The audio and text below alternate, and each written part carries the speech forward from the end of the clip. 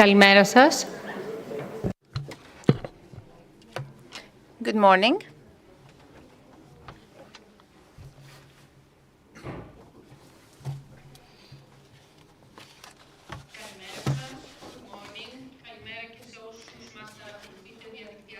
Good morning to everybody. Good morning to those attending remotely.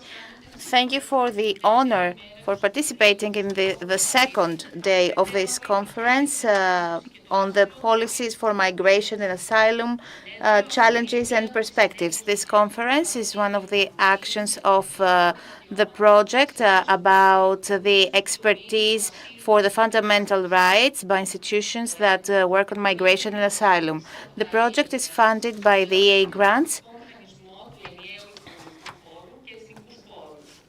and national resources.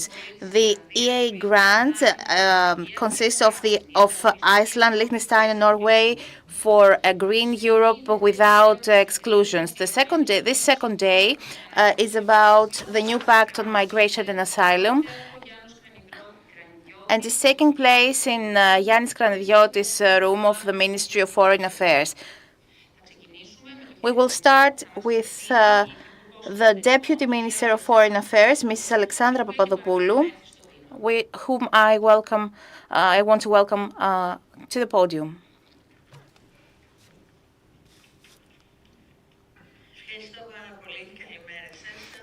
Thank you very much. Good morning, everybody.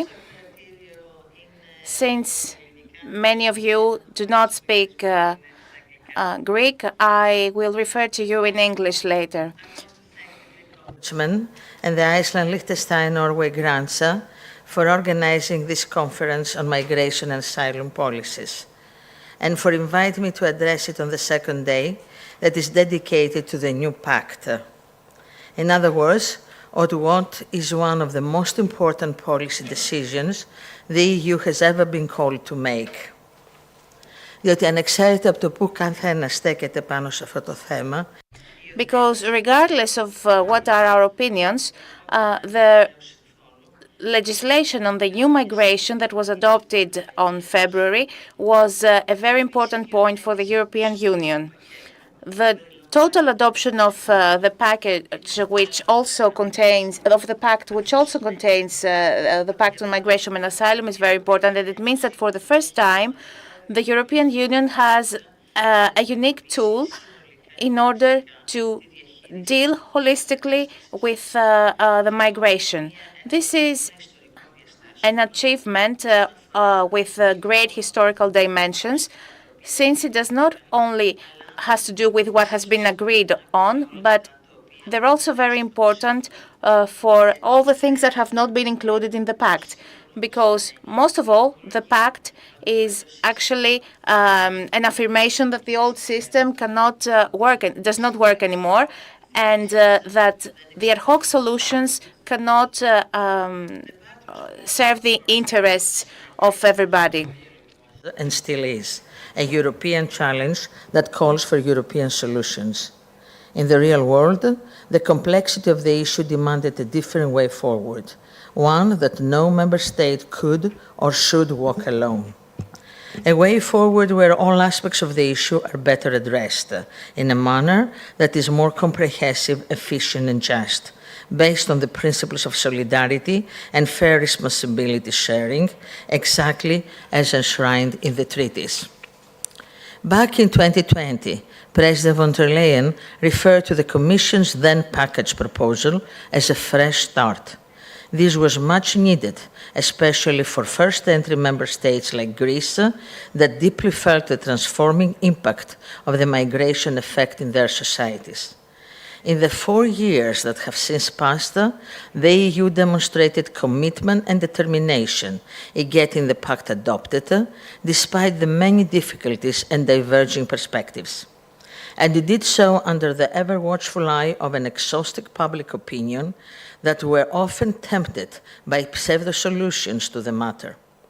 Against this background, it is a true achievement that we will soon be starting preparations for the implementation of the pact.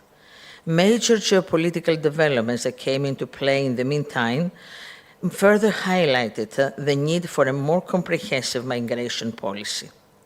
You will have the opportunity today to discuss on the Pact, including on concerns and challenges associated with its structure and implementation. I will simply say that the way we see it, the tip of the spear is the regulation on asylum and migration management that will replace Dublin III. Among others, and while maintaining the responsibility of the first entry member state, this regulation provides for the establishment for the first time of a permanent and mandatory solidarity mechanism, a mechanism that was indeed missing from the current Dublin regulation. Its creation was a standing request of the Med5, the 5 Mediterranean member states that have long been at the receiving end of persisting migratory pressure. Of course, as with all ideas, a lot will depend on the mechanism's practical implementation. Regularly assessing migratory pressure is another important provision. This can help prevent the reception and asylum systems from reaching crisis-level situations, as well as supply targeted assistance to the member states when needed.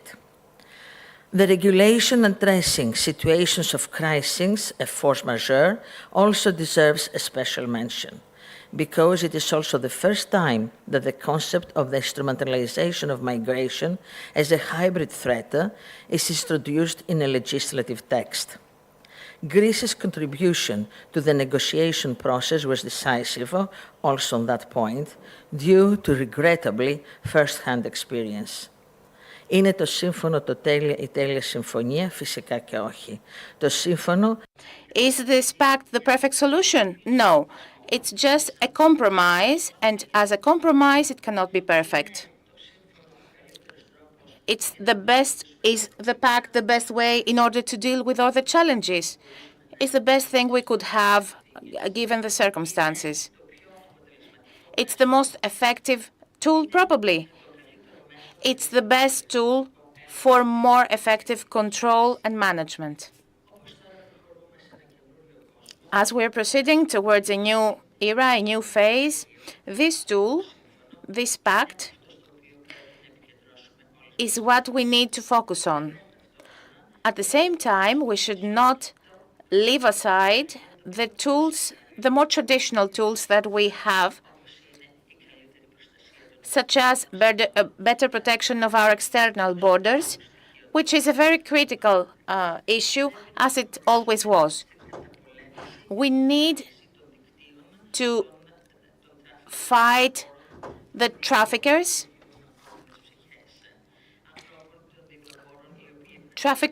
who actually take advantage of the human pain. And this is the most important thing that we need to focus on. Returns are also very important, and this has to do with the management of the external aspect of migration. And of course, when it comes to returns, I want to highlight the importance of the agreement between the European Union and Egypt, which is a strategic agreement. We think it's a very critical part for the relationship between Egypt and the European Union. It's also very important to create and establish legal ways of migration. It's critical. European Union needs it, and it should be supported and emphasize on legal migration. The Minister of Migration, the Greek Minister of Migration, will be here in the next minutes, and I am sure he will focus on this area exactly, on the legal migration and how it affects the economies of the countries of the European Union and of Greece, of course, and how it brings a new dimension in an already complex system, a complex problem. Migration flows for quite some time now. Sometimes we were congratulated for defending the fort. Other times we have been accused of not doing enough. Despite the awareness of our society and resources, we made a point on remaining constructive. It was in this spirit that we approached negotiations for the new pact and contributed to the efforts of finding sustainable and humane solutions. It is in the same spirit that we will be approaching its implementation, always on the basis of the very principles the Union was founded on. Because in order for us all to enjoy the benefits, all of us must share the burden. Η αντιμετώπιση του προβλήματος, ενός ευρωπαϊκού προβλήματος όπως είναι η μετανάστευση, απαιτεί ευρωπαϊκές λύσεις. Ευχαριστώ πολύ.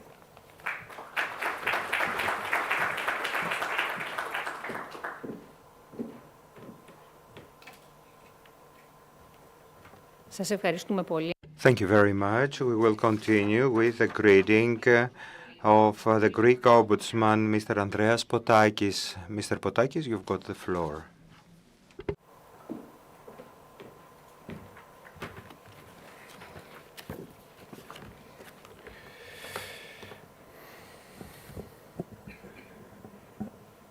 Αξιότιμη κυρία Υπουργέ.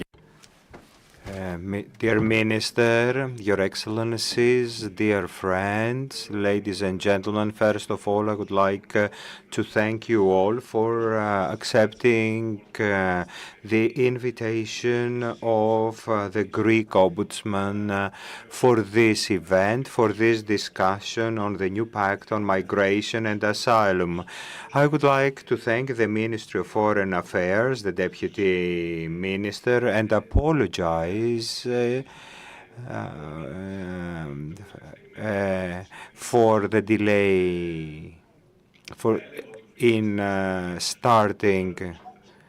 The Minister is here, though, and I would like to thank the speakers who will take the floor for being here to share their points of view, enlightening us on the new Pact on Migration and Asylum and focusing on the points they consider important.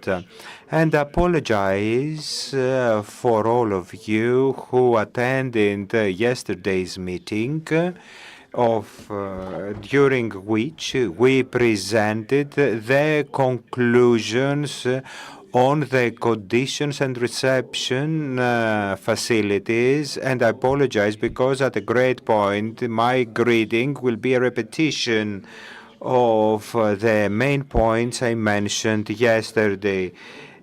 Our view of as Greek ombudsmen are there and stable because they focus on the legality, respect on human rights and rule of law. 7 years ago, we organized an event on migration policies at EU and local level on what we call mixed flows. Back then, as it is now, the time was quite critical.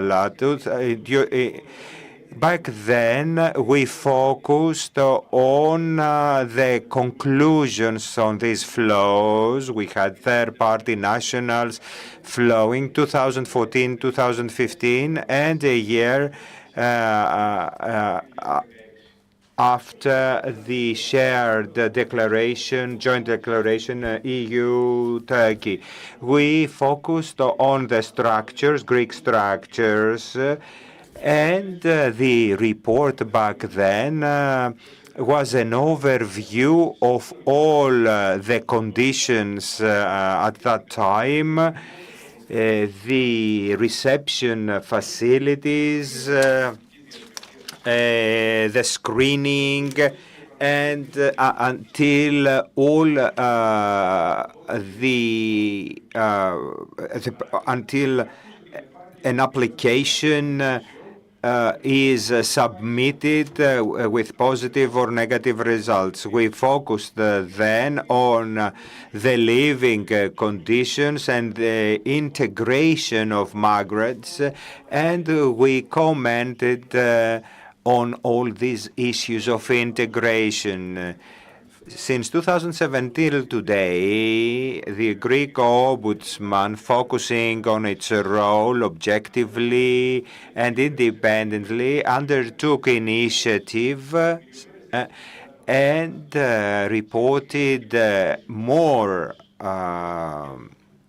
things and suggestion to the authorities in order for the country to reach the levels of a European state. In cooperation with other counterparts in Europe, we proceeded with studies adding European and Greek practices.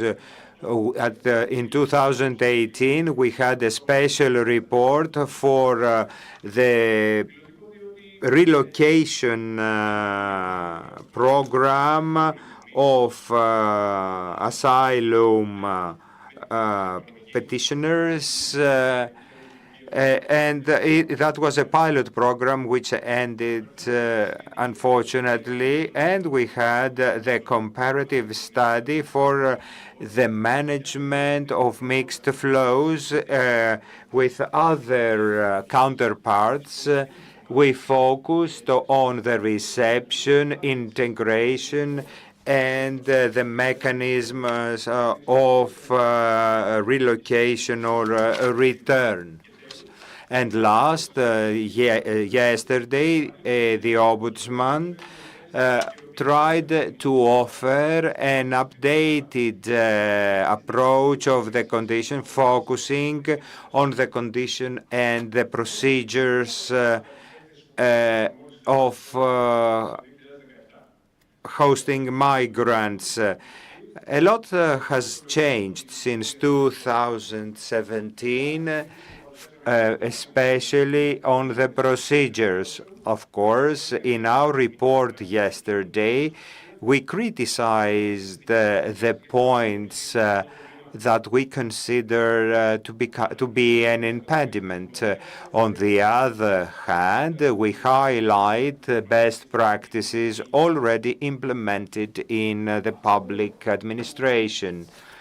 What has not changed all these past 7 years was the cause of all dead ends and problems arising, and that is the lack of a cohesive framework, an integrated policy, the ownership of which will belong to the EU. I mentioned earlier that the present is also critical for two reasons. On the one hand, after a lot of negotiations, we have achieved a common ground, and the new pact on migration and asylum is ready to be implemented. On the other hand, this agreement comes before the elections for the new parliament. 2 months are to go before the election, so we focused on one of the issues that are high in the agenda of the political conflict, where we during a period of elections when we will have convergences or not. I don't have any illusions about focusing on EU policies, but it is justified to say that we can take advantage of the circumstances to talk about the new policy on asylum and migration and understand what are the consequences of the policies in the on the member states, and especially those that are in the periphery of Europe, having the external border. And in 2023, the political agreement achieved at European level includes five suggestions: the screening regulation, Eurodac regulation, the asylum regulation, the regulation and migration. And a force majeure. As mentioned in the Pact per se, the aim is to create a framework that will be safe and conditions of dignity for men, women, and children arriving in EU, and inspire trust to the EU citizens that the management of migration is taking place in an integrated and respectful for migrants way. Even though the effort is to harmonize the differences, non-progress in the proposal of 2016 for the requirements of hosting and the whole package of regulations that have been agreed demand for a harmonization of joint hosting procedures. The institutional changes, of course, are partial. I would like to focus on two of the challenges the new pact sets on fundamental rights and the rule of law. I won't talk about the solidarity mechanism that will be mentioned later. The first challenge I would like to focus has to do with the design of emergency situations. The regulation, if approved, will allow to all member states to benefit from divergences from the EU. These divergences with regard to the legal framework and those affected by that raises a lot of questions with regard to the rights. Weaponizing the migrants is one of these problems, and especially if actions of third countries create problem to the host states. And lower standards for weaponized migrants is also provided for. And on the other hand, we have problems on how to manage all those people. All these things will jeopardize the fundamental rights of applicants. So there is an obligation to create an impartial mechanism of supervision of all the procedures in EU borders. This is a big challenge, and I would like to underline it. And I will take advantage of all the participants here. In the regulation for the screening, each member state will have a supervisory mechanism to protect fundamental right in screening and allegations on violation of fundamental rights in cooperation with FRA and the observers of the European Border and Coast Guard regulation body. So there are some guidelines of the EU and international organization at EU level. According to the proposal of the Commission, member states will need to create mechanisms to comply with fundamental rights of all procedures in the borders. For the effective screening, the European Commission has asked from the Fundamental Rights Organization to issue guidelines to member states, and these guidelines were issued in 2022. According to these guidelines, the national border control mechanism should be independent and autonomy with regard to their duties to attend and follow all aspects of migration, authorization to attend and follow all operations, and access to files when there is need for that. Opinion giving on rights in dealing with a variety of conditions, vulnerable people, children, etc. Funding in order to be effective, transparency in operation by issuing reports.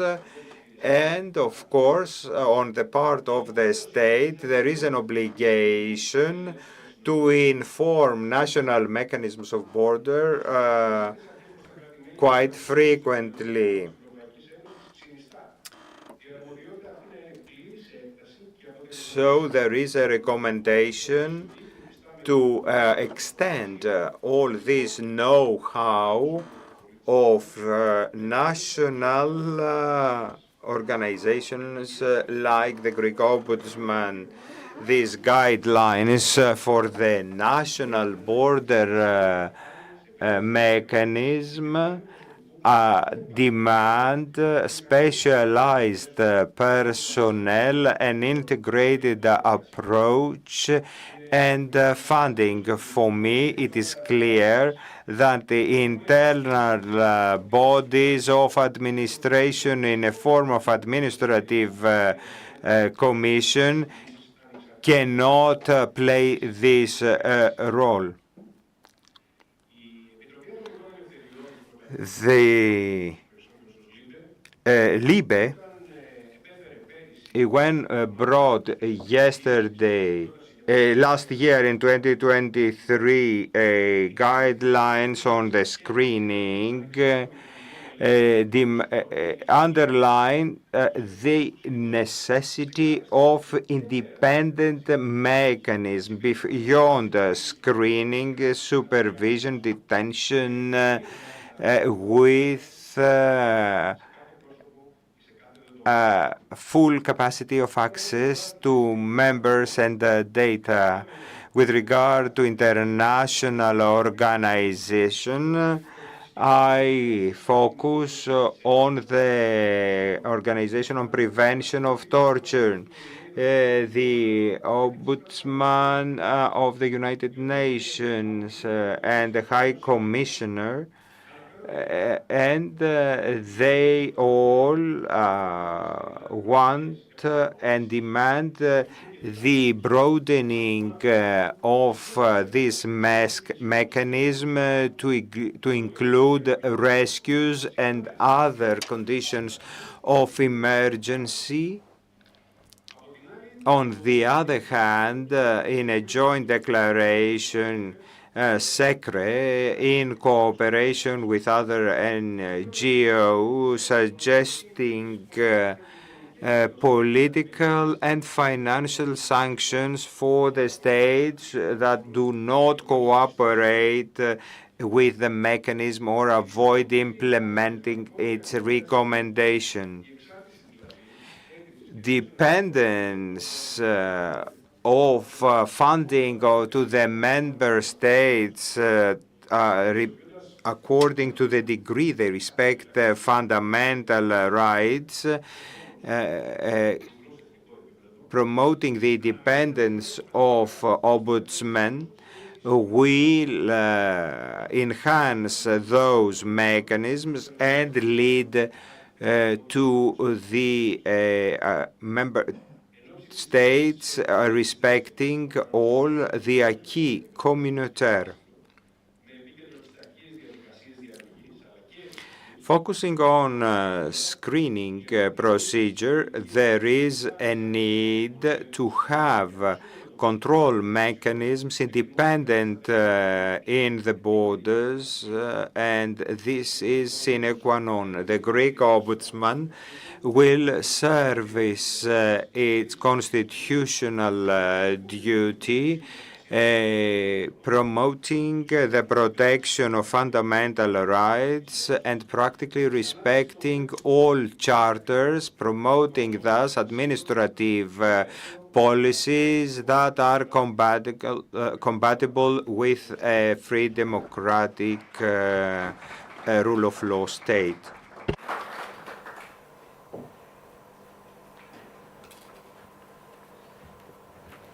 Θα ακολουθήσει το βιντεοσκοπημένο μήνυμα του κυρίου Μαργαρίτης Χινά. We will now see the message of Mr. Margaritis Chinas, Vice President for promoting our European way of life from the European Commission. It's a video. Κύριε Συνήγορε του Πολίτη, κύριοι βουλευτές και ευρωβουλευτές, φίλες και φίλοι, κυρίες και κύριοι, σας ευχαριστώ θερμά για την πρόσκληση να συμμετάσχω ως ομιλητής στο σημερινό συνέδριο της Ανεξάρτητης Αρχής Συνήγορος του Πολίτη. Εκτιμώ ιδιαίτερα την ευκαιρία που μου παρέχετε να σας παρουσιάσω σύντομα τους κεντρικούς άξονες της ευρωπαϊκής πολιτικής για την μετανάστευση και το άσυλο, με ιδιαίτερη έμφαση φυσικά στο νέο Ευρωπαϊκό Σύμφωνο. Καταρχήν επιτρέψτε μου να ξεκινήσω με επένους και συγχαρητήρια για τον θεσμό του Συνηγόρου του Πολίτη και για το πολύ σημαντικό του έργο στην ελληνική δημοκρατία. Η ανεξαρτησία της δικαιοσύνης και ο σεβασμός του κράτους δικαίου σε όλα τα κράτη-μέλη παραμένει ύψιστη προτεραιότητα για την Επιτροπή. Και αυτό τεκμηριώνεται τόσο με την ετήσια έκθεσή μας για το κράτος δικαίου, όσο και με τον μηχανισμό αιρεσιμότητας που συμβάλλουν καθοριστικά στην επίτευξη αυτών των στόχων. Ο συνήγορος του πολίτη λειτουργεί ως θεματοφύλακας των δικαιωμάτων. Και μάλιστα ως Θεσσαλονικιός δεν θα μπορούσα παρά να σημειώσω με ιδιαίτερη χαρά την πρωτοβουλία για το νέο γραφείο της αρχής που άνοιξε πέρσι στη Θεσσαλονίκη και ενισχύει περισσότερο την παρουσία του θεσμού στη Βόρεια Ελλάδα. Φίλες και φίλοι, όπως όλοι γνωρίζετε, αυτή η Επιτροπή Φοντερ Λάιεν, κλήθηκε να αντιμετωπίσει πληθώρα κρίσεων, απειλών, σχεδόν από την πρώτη στιγμή που ανέλαβε τα καθήκοντά της. Από την πανδημία, την εργαλειοποίηση μεταναστευτικών ροών από αυταρχικούς γείτονες στα εξωτερικά μας σύνορα, την εισβολή της Ρωσίας στην Ουκρανία και πρόσφατα την ανάφλεξη στη Μέση Ανατολή. Η διαχείριση αυτών των κρίσεων κατά τη διάρκεια της περασμένης πενταετίας μας δίδαξε ένα πολύ απλό αλλά και σημαντικό μάθημα.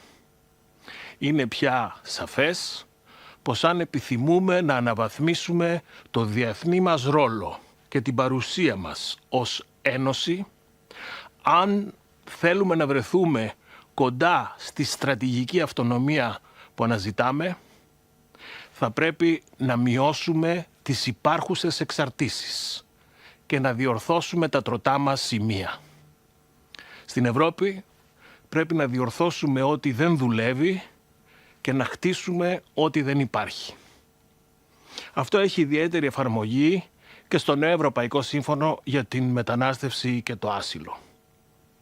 Επιτρέψτε μου την κρίση, τη σημείωση, ότι θεωρώ ότι αυτή η πρωτοβουλία συνιστά ένα από τα πλέον εμβληματικά επιτεύγματα του τρέχοντος πολιτικού κύκλου και της παρούσας Ευρωπαϊκής Επιτροπής. Είναι η πρώτη ολιστική συνεκτική συμφωνία για τη μετανάστευση και το άσυλο σε ευρωπαϊκό επίπεδο. Μετά από αποτυχημένες προσπάθειες δεκαετιών, η Ευρώπη επιτέλους αποκτά πλαίσιο για τη μεταναστευτική πολιτική. Ως ένας από τους αρχιτέκτονες αυτού του επιτεύγματος, αισθάνομαι ιδιαίτερη χαρά και περηφάνεια για ό,τι καταφέραμε. Πολλοί από εσάς γνωρίζετε ότι ο δρόμος για τη συμφωνία στο σύμφωνο δεν ήταν καθόλου εύκολος. Πριν το παρουσιάσαμε, το Σεπτέμβριο του 2020, σε συνεργασία με την αρμόδια επίτροπο, προχωρήσαμε σε εκτενέστατες αναλυτικές διαβουλεύσεις με όλα τα κράτη-μέλη της Ένωσης, το Ευρωπαϊκό Κοινοβούλιο, αλλά και την κοινωνία των πολιτών. Σας θυμίζω ότι εκείνη την εποχή παραλάβαμε μια πολύ δύσκολη κατάσταση. Με ντροπιαστικές εικόνες, όπως αυτή της Μόριας, που στιγμάτιζαν την εικόνα της Ευρώπης παγκοσμίως. Εικόνες που, αντίθετα με ό,τι έλεγαν οι λαϊκιστές, δεν οφείλονταν στην Ευρώπη, αλλά αντίθετα ήταν η άμεση συνέπεια της έλλειψης της Ευρώπης. Στη διάρκεια της θητείας μας επίσης αντιμετωπίσαμε αυτά τα νέα φαινόμενα της εργαλειοποίησης της μετανάστευσης στα εξωτερικά μας σύνορα. Πρώτα στον Εύρο, μετά στα σύνορα με τη Λευκορωσία, αργότερα στη Βόρεια Αφρική, στη Θέουντα και τη Μελίγια. Εκείνη όμως τη μέρα, ή μάλλον τη νύχτα, της 20 Δεκεμβρίου του 2023, με συμφωνία των κρατών μελών και του Ευρωπαϊκού Κοινοβουλίου καταφέραμε επιτέλους να κατοχυρώσουμε, να θεμελιώσουμε αυτή την ιστορική πολιτική συμφωνία για το νέο σύμφωνο. Έχουμε τώρα στα χέρια μας ένα νέο, ολιστικό, συνεκτικό, ρυθμιστικό πλαίσιο που φέρνει πλήρη ισορροπία μεταξύ των ενιών της ευθύνης και της αλληλεγγύης σε ευρωπαϊκό επίπεδο.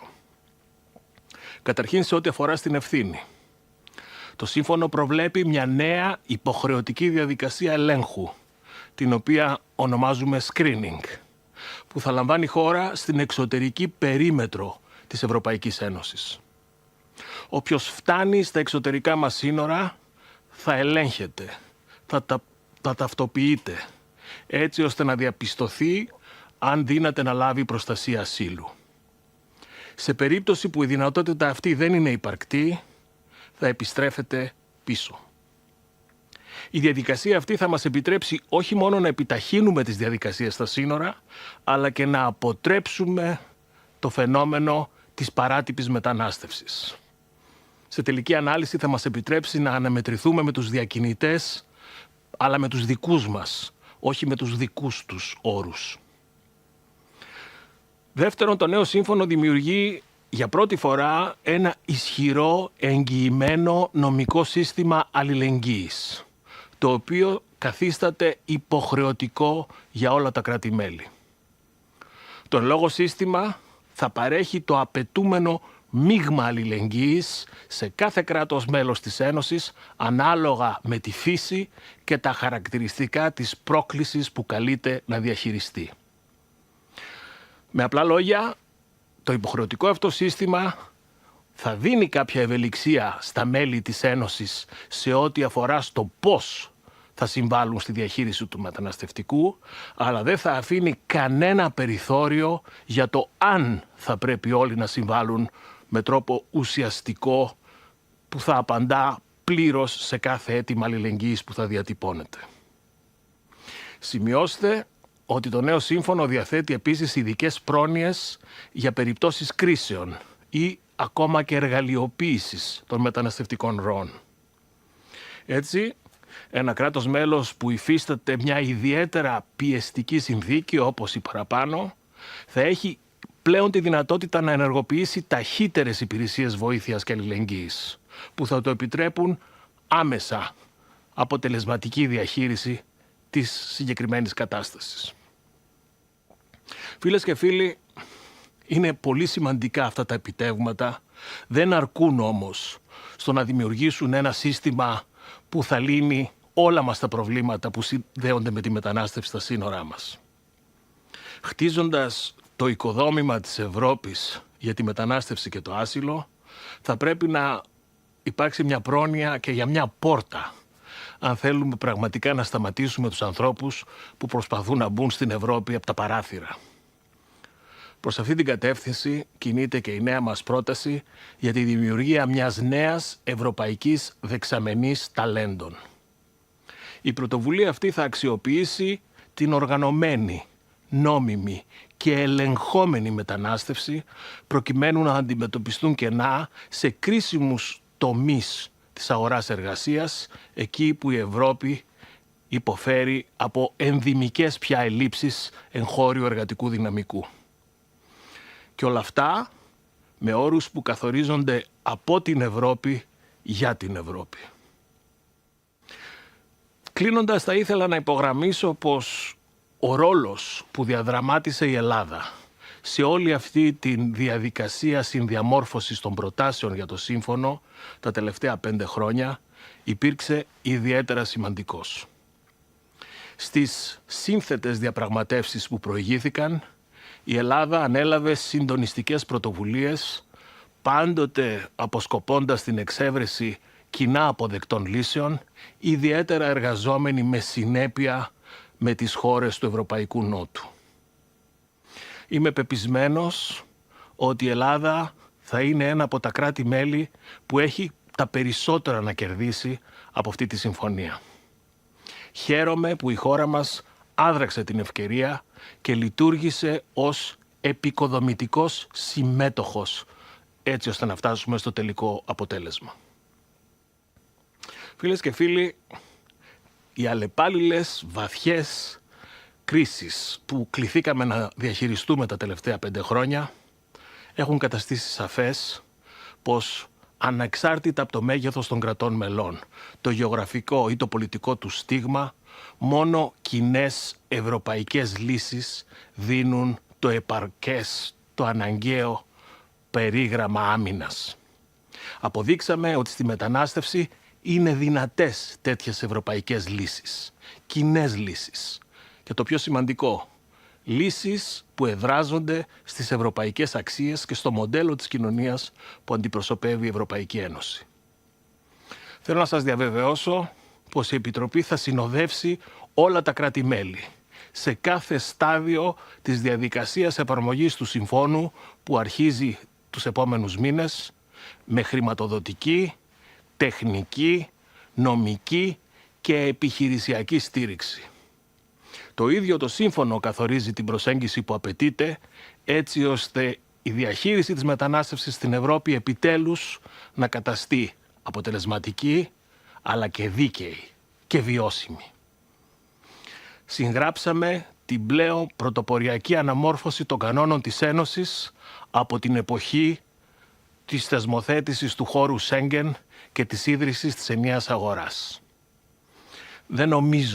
Δεν θεωρώ ότι υπάρχει καλύτερο παράδειγμα για τη δυνατότητα της Ευρώπης να προτείνει λύσεις από αυτή τη μεγάλη συμφωνία. Λύσαμε το γόρδιο δεσμό και τώρα η έγνοια μας είναι να εφαρμοστεί σε όλη την επικράτεια της Ευρωπαϊκής Ένωσης με τρόπο δίκαιο και αποτελεσματικό. Σας ευχαριστώ.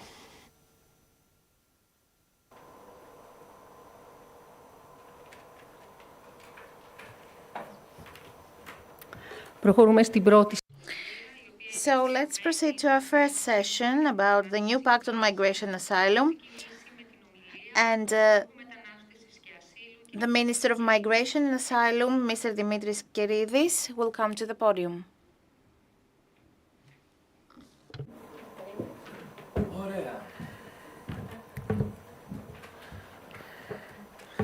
Να μιλήσω λοιπόν και εγώ στα ελληνικά. Okay, I'll speak in Greek. Good morning. Good morning to everybody. Dear friends, I'm very happy to be here in this building of the Ministry of Foreign Affairs and in this room of Yiannis Kranidiotis, an important visionary, Greek Cypriot visionary, political person and diplomat, as guest of the Greek Ombudsman. Thank you for your initiative, Mr. Potakis. Και αυτή την συζήτηση. Και βέβαια με παρόντες φίλες όπως είναι η Αλεξάνδρα, όπως είναι So I'm very happy to be around friends like Alexandra, Elisa, and all of you. I'll speak from my heart. I'll tell you all I feel about all the issues that concern us. I think that there is a danger to get lost in the legal world and forget the main political challenge that we face. And this general framework is what I'm going to talk about. Starting from saying that the asylum as an international institution from the Geneva Convention of 1951 comes from the ancient Greece, actually. We see it as a concept in Homer, in the ancient Greek literature, like in ATHENS of Aeschylus. It's an institution of the ancient Greek world that has passed over to the Roman world and the Byzantine world, the Justinianos Code, and it's now a solid legal concept. And it has come to the modern world, and Europe, our Europe, is the continent, the region that accepts and protects the asylum as no other institution does. However, we shouldn't just feel safe on what we have achieved. We must admit that it undergoes a crisis and that it is at risk of being destroyed if we do not take measures in order to reverse this crisis situation. The crisis has to do with two main things. The first, two main arguments. The first, coming from the left, if you want, by the migration agency, we receive criticism that there is not enough, there is not any adequate and strong migration mechanism, that we don't have legal ways of for legal migration based on regulations and rules. On the other hand, coming from the right part, we receive the criticism that there are no returns. And finally, whoever comes in the European territory stays within it, no matter what. Either they have the right to asylum, either they don't. Either they are refugees, either they're not. So this gives the opportunity to millions of people to abuse the asylum system, and economic migrants asking for asylum, pretending to be refugees. And this rule of law, this very complex concept, they find ways, they find gaps in the system, and thus they stay in Europe without being returned to their countries. Returns are very few at a European level. And the fact that they are not being implemented for any reason, with a responsibility of what we call rule of law, traumatizes the credibility of the asylum system. It exposes the system to the eyes of the European voters, and it leaves it open to criticism by areas of the political spectrum who don't like anything that is strange to them. We, as a Hellenic Republic, as a Ministry of Migration and Asylum, our mission is to save the European migration system and asylum system by creating a new path that accepts both arguments and is based on both arguments. We need legal migration. Europe needs to have legal alternatives for migration based on rules and regulations. This is why we do a series of actions, starting from the modification that we adopted before Christmas and getting into agreement with other countries for legal migration and upgrading the legal migration mechanism, which in our country does not work properly and works with some delay. And we also need, along with the legal migration, we also need the returns, many returns, on a volunteer basis. And when this is not possible, even obligatory returns, fully respecting the rule of law and fully respecting, more generally, the asylum system, which needs to make this distinction in order to survive. Otherwise, European voters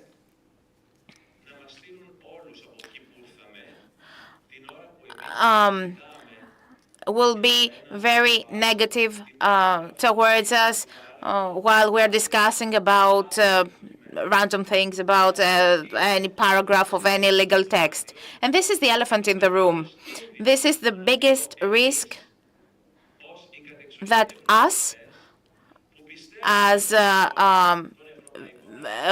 European citizens believing in the European values, we need to have this fight and take it to the extremes of the political spectrum. The one extreme that does not want any mechanism for the asylum, and the other extreme that does not want any return to be implemented.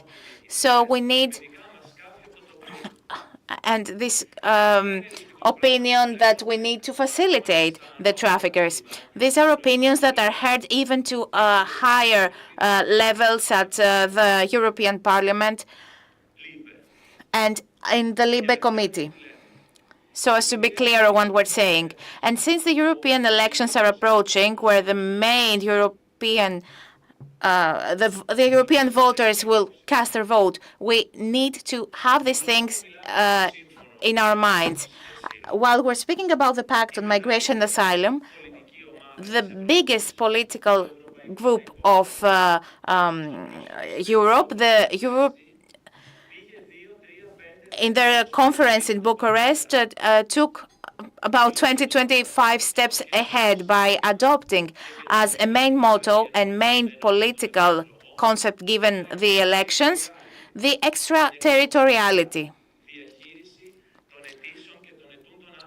The external management of those seeking for asylum. While the president of the European Commission was there, and Ursula von der Leyen, who is part of this popular political party, in order to see what are the risks and the challenges. And we need to leave aside this easy and fun thing and actually deal with the actual political challenge.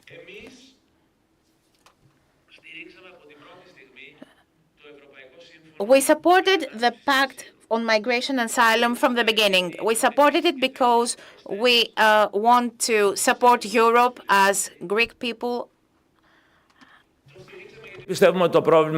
and as liberal people. And we believe that this is a European problem and not the first-line member states should bear all this burden because they are closer to the countries of origin of those people coming to Europe. It could be Middle East, it could be Ukraine. So on the other hand, being so close to the rich northern European countries, which act like a magnet for these people, and Greece and the southern European countries, who are in the crossroad of the two migration paths from Turkey and from Libya. These countries of reception at the borders of the European Union to take the burden of this huge issue, which is about everybody, is caused by everybody. It has to do with all the circumstances in our external perimeter. So we need the European solidarity and the European collaboration, because through this collaboration we can find the best solutions. So we supported, as of the beginning, this pact. Of course, it's a compromise. A compromise always has some vulnerable points, and there have been many, again, the extremes, I'm repeating that, to undermine this compromise, to insist on the weak points and gaps of the pact, and it will be those that will reject it. But fortunately, we had this compromise, and just before the end of 2023, between two political leaders, something that might nobody would expect, the Italian Prime Minister, Giorgia Meloni, who broke the conservative wall and distinguished her position from Kaczynski, Orban, etc. And on the other hand, the German Chancellor, who declared in a very bold manner that he would rather lose his government but not lose the pact. So this is also what the Germans said, and this is how we reached an agreement between the German political parties and the liberal parties and the conservative parties at the European Parliament. So now, at the 10th of April, we can vote in favor, and of course, the last act from the European Parliament for this pact, with all its weak points, but it's a positive step towards the correct direction. It's better to have this than nothing. Of course, it's not the final destination. Many steps are to be taken, and as I said, already the biggest political force, the European Popular Party, is indeed taking steps, and I think that this will be the direction that everybody will follow. If we keep on failing in the two critical points, which are the legal migration and the returns. Στα οποία εμείς εδώ στην Ελλάδα κινούμαστε. For both points, Greece has taken many steps, and for the returns, we will have the Greek moderator of returns by the beginning of the next week. We are the first country to do that in collaboration with the European Commission, and we want to accelerate the procedures when it comes to returns and be on the first line for this. And as far as the legal migration is concerned, we've already done some things, and we will do more. The amendment was the first. They have been trying for about 40 years in the U.S.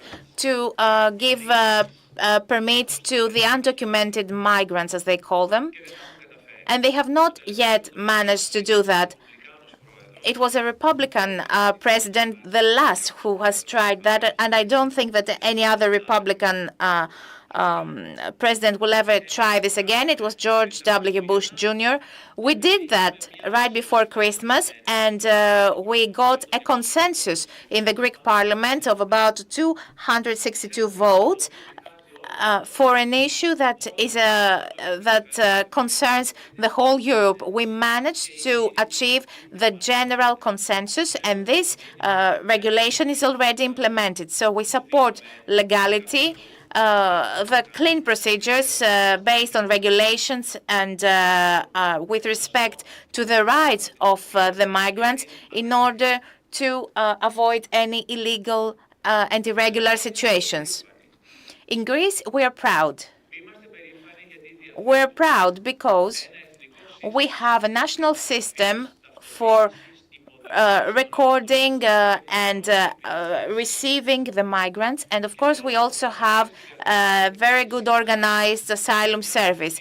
And I want to say that because sometimes we are trying to eliminate the good efforts and undermine the positive actions. Of course, there are gaps. There is a way there are things that we can do to improve. But in Greece, compared to what happens to other European countries, we have a very well organized reception system. All those that reach our country are being registered and identified, which is not the case in many European countries.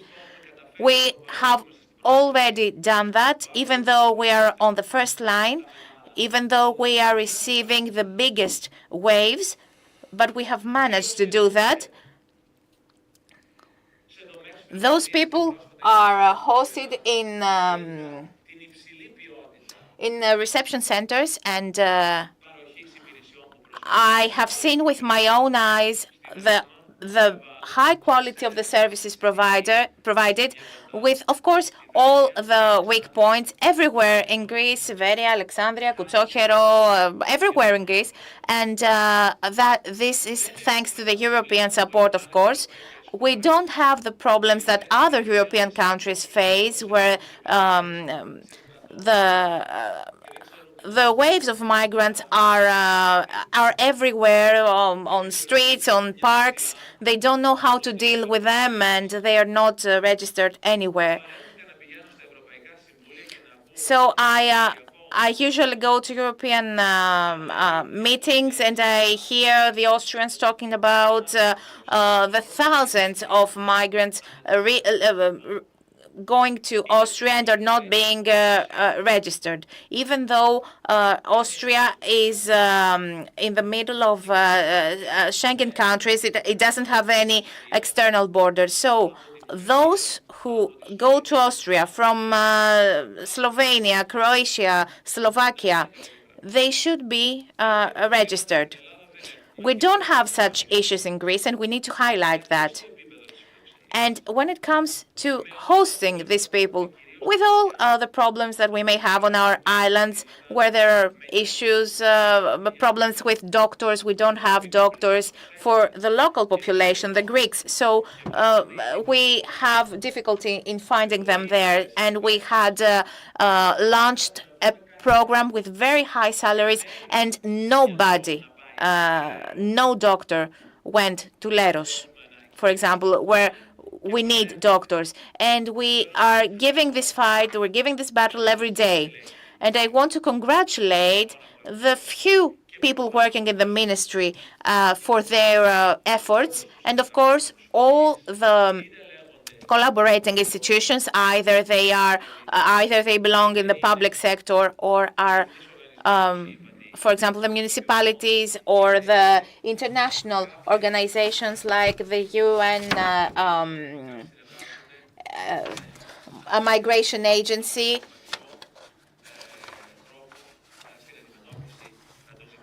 All the institutions working on effectively tackling these issues. I was in Crete a few days ago, who is trying very flexibly to fill any gap caused by the Greek mechanism. We're very proud of our asylum service, which has already managed to deal with all the applications in a very effective and quick way. And this is why we don't see the delays that we see in other countries. And sometimes we are an example for those countries. Our country did not have any asylum service until 2012. It's an achievement of the last 12 years. It works exceptionally. So despite the fact that we had huge waves of migrants in our country, the pending applications for asylum have not increased. And sometimes we put criticism on Europe. I was recently in America with my friend Alexandra, and I visited the State Department for a dialogue across oceans. So I want to tell you that in the US, an application for asylum may take 8 years in order to be examined. In Greece, it only takes a few weeks. In Greece, we have 27,000 pending applications. In the US, this number is 4 million, and will reach 8 million applications by the end of this year. In Europe, we had 350,000 illegal entering instances of people in Greece. In the US, this number was 3.5 million people. So, yes, there are many problems, many weak points. There is a controversy and with other countries. There are others that do not want Europe. They don't want Frontex. This could be Orban or Delinque. Because, I repeat, the extremes do meet at some point, starting from different points. They don't want Frontex. They believe that any protection for the borders is against the human rights, and they want Frontex to be eliminated. And now they saw an opportunity from the great tragedy at Pylos, which was a shock for all of us. They wanted to instrumentalize the situation, and because there are only a few people talking about the achievements of the Greek Coast Guard, as yesterday was the case at the southern part of Crete, and everywhere working under very harsh situations and against traffickers who are drawing the γυναίκες, με παιδιά, με ανάπηρους, με ανθρώπους που to sink the boats packed with children and pregnant women who do not know how to swim, and they put the life of these people at risk in order to challenge the Greek Coast Guard, which has managed to deal with all the situations very successfully despite the difficult circumstances, the low salaries, the continuous threat of being judicially be brought before the courts, and all these people who are abusing the να διευκολύνουν οι διακινητές. Ή, εν πάση περιπτώσει, να το πω γενικά. That are abusing the rule of law. So us, what we say is that we need to be sensible. We need to follow the European values and the European interest at the same time. We need to follow the European route. And this is how we move towards the European elections. And this is our message to the whole Europe. For a migration policy between the extremes. A sensible policy that accepts that Europe has external borders that need to be protected, respecting the international obligations on the one hand, but also accepts that migration is necessary, the legal migration is necessary, based on rules and regulations, based on the needs of the Greek economy, the European economy, and on the choices of our society and not the choices of the traffickers. We need a balanced, effective policy that provides solutions, because this is what the European voters want. They want to have solutions. This is what they want, and this is what the the Greek citizens want. And all these solutions must be balanced between the extremes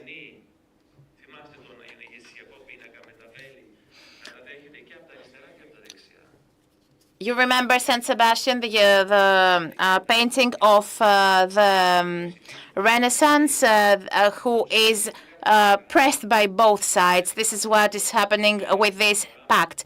And when this happens, it's a good sign that shows that we are moving ahead. So there are many issues to be tackled. We have an international environment.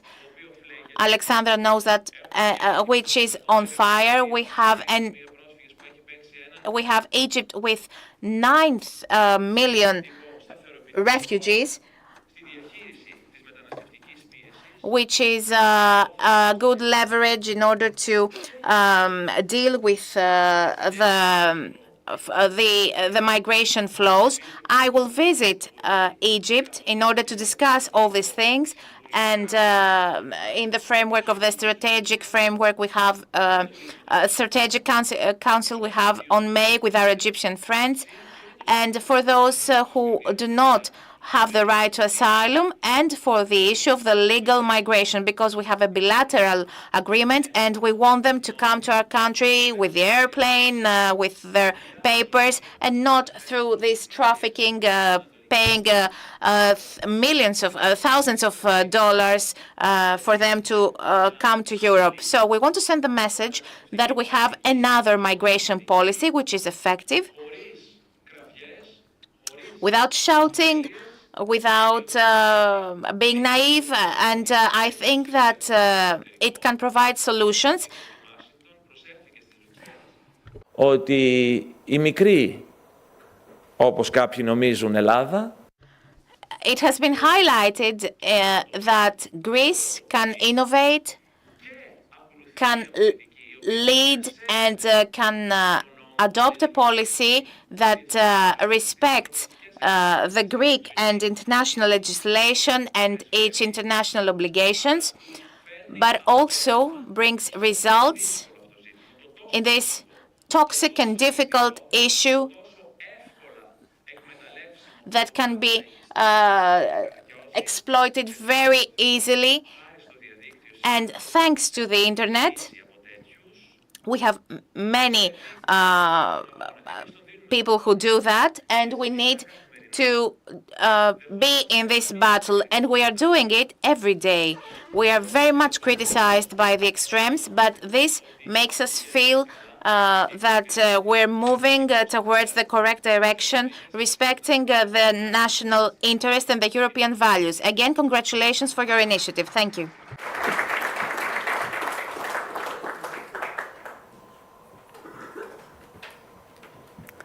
Σας ευχαριστούμε πολύ. Thank you very much. And now we will continue with the first session dedicated to the new Pact on Migration and Asylum.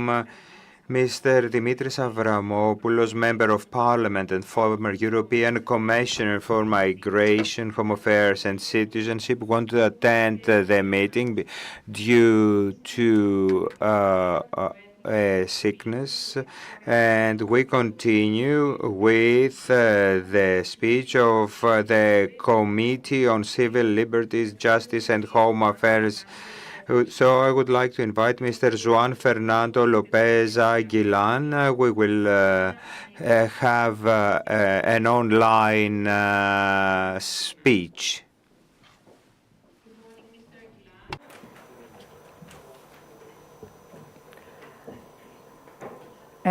Excuse me, Mr. Aguilar, we cannot hear you.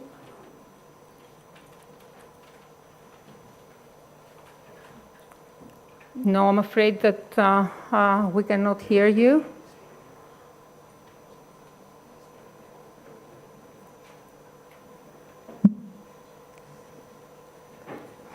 I'm afraid not.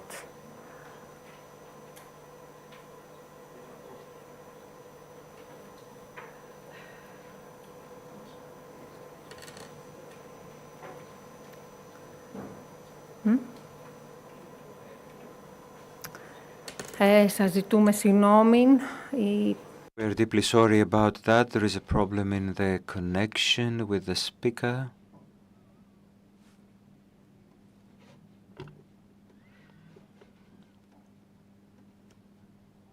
Hopefully we'll be able to fix it soon.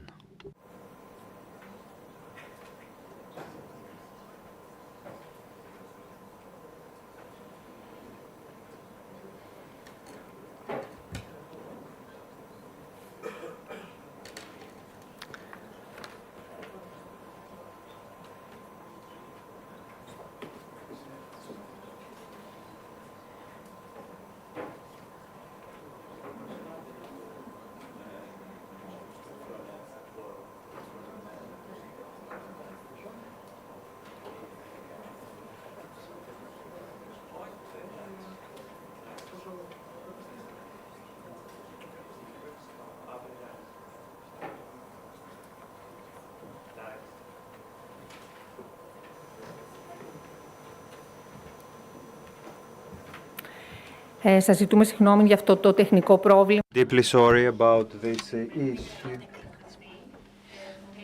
So we would like to give the floor to Mr. Philippe Leclerc, Regional Director for Europe, UNHCR, who would like to say a few words on the new pact on migration and asylum.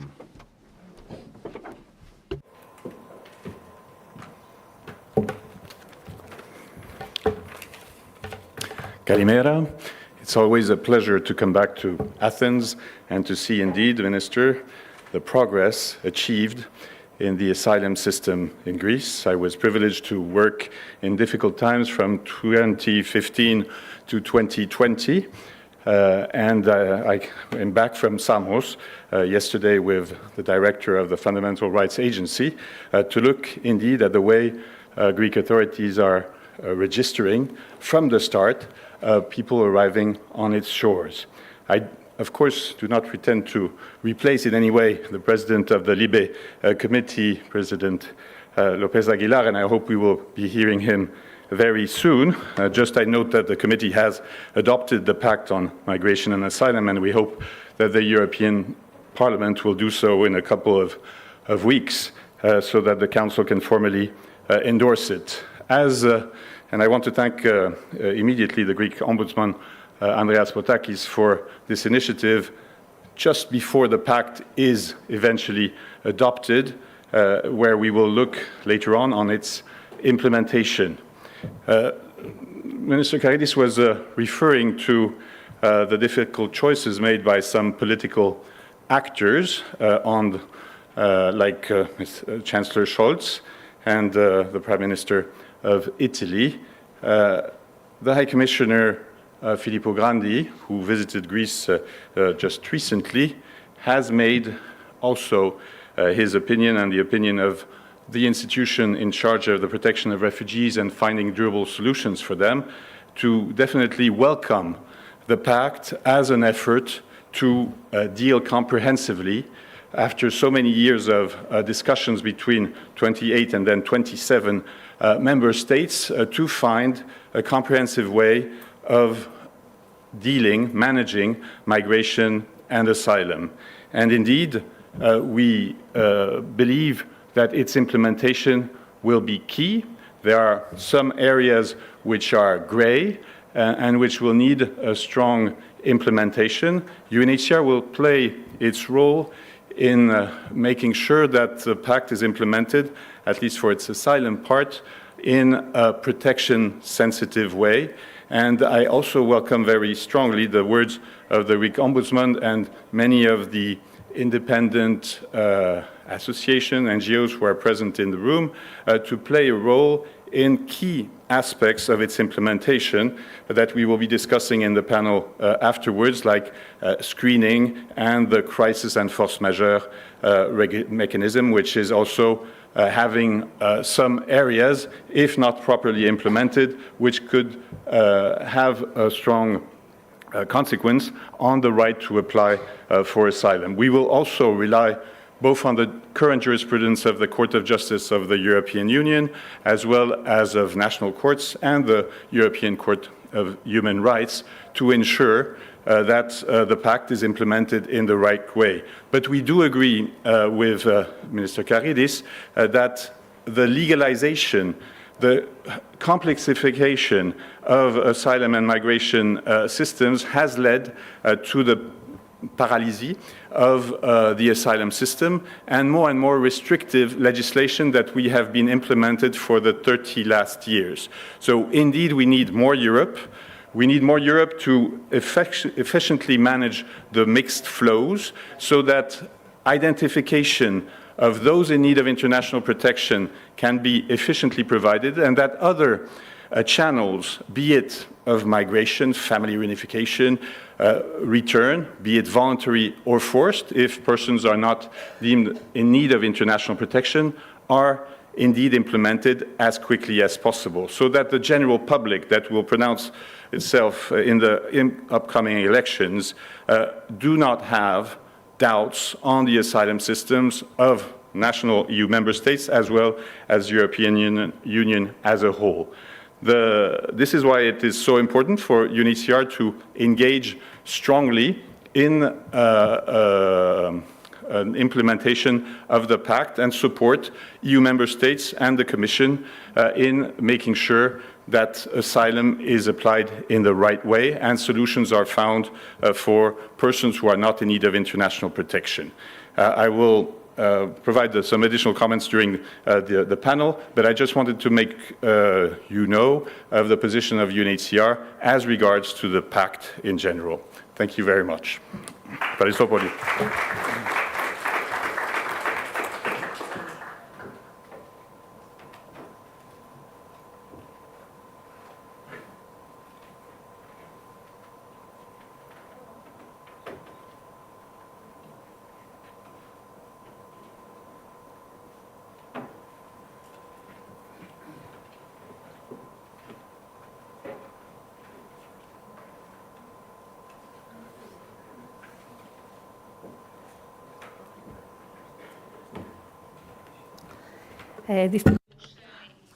Unfortunately, the connection has not been restored yet.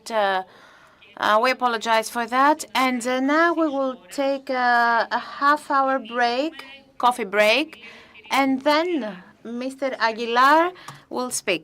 Thank you.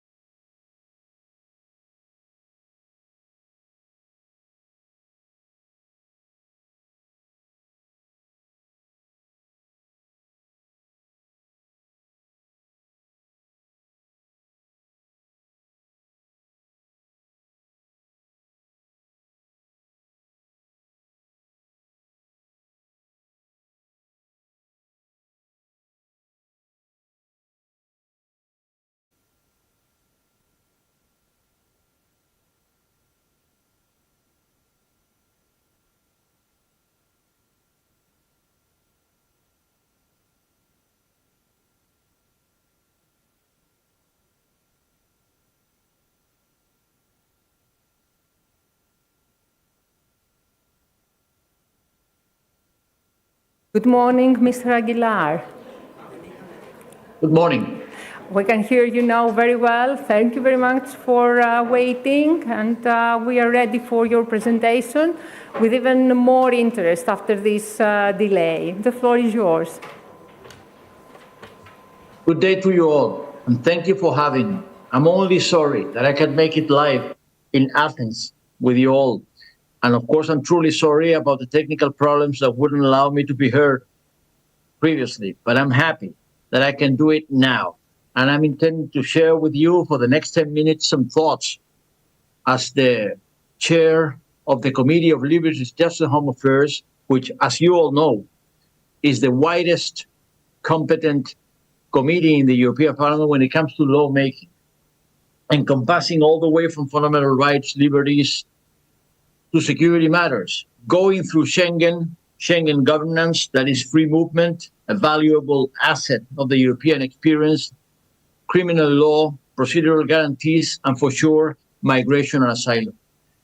And the first thought I would like to share with you is that we're having a final vote in the European Parliament, April the 11th. That will be the final say of the European Parliament as to the Migration and Asylum Pact, consisting of nothing less than 5 regulations, combined all together, trying to make up a system to put in place a European scale of response to migration and asylum. It'll be a final say after a hard-working, time-consuming, energy-consuming 5 years of commitment of the European Parliament to make it right when it comes to migration and asylum. The second thought is that you're all aware that migration and asylum has emerged as the toughest issue in the European agenda, extremely challenging on many grounds. For one thing, it is the most divisive issue in the European agenda. It's divisive ideologically, it's divisive politically, it's proved to be divisive when it comes to elections. National elections have been decided upon this axis for much too long, for the recent years and the years to come. That is also a serious expectation that it'll stay being very divisive, both politically and electorally, but it's also divisive geographically, because the European Union has enlarged, and it's a variety of member states which have not disappeared. They are there to stay, but they show a variety of priorities when it comes to facing migratory flows, the migratory pact, as we call it, and the right to asylum. And I've said it right. Migration is a fact, and asylum is a right. Migration has always been there. It's a constant fact in the history of mankind. So migration, in the understanding of the European Parliament, is not an episode, it's not an eruption, it's not a crisis, it's not a threat, it's not a menace. It's a fact that we can handle as long as we do it together. And of course, according to EU standards, and of course to EU law, EU sources of law, including international humanitarian law, which is a source of law for all of the member states and for the European Union itself. And of course, according to the mandates of the Treaty of Lisbon, the Treaty of Functioning of the European Union, and the Charter of Fundamental Rights, which entered into force along with the Treaty of Lisbon. And when I mean according to EU law, I mean according to the principles that have been enshrined in the Treaty of Functioning of the European Union, when it said that migration and asylum was no longer to be considered the sole competence of member states, of national member states. No. Migration and asylum became a European issue, mandating a European scale of response, both consisting of EU policy and EU laws when the Lisbon Treaty entered into force, and based on 2 principles that are enshrined in that very chapter, Treaty of Functioning of the European Union: shared responsibility and solidarity, which has to be obligatory solidarity when needed. And yes, it is needed when it comes to migration and asylum. Mandatory solidarity, not only among member states, but of course about solidarity towards human beings fleeing despair, human beings knocking on the doors of the European Union or trying to approach the European Union fleeing despair, risking their lives much too often, and of course, tragically so, losing their lives in the attempt of setting foot on a European shore. And yes, ever since the Lisbon Treaty entered into force, along with the Charter, the European Parliament has tried real hard to do its part of the job. Let me just remind you that the European Parliament happens to be the only directly elected institution in the European architecture, the only institution which is legitimized by the universal suffrage of 430 million European citizens in 27 member states. We have in elections June the 9th. We are a democratically elected institution. Actually, the European Parliament is the only directly elected supranational lawmaking institution, lawmaking parliament in the world.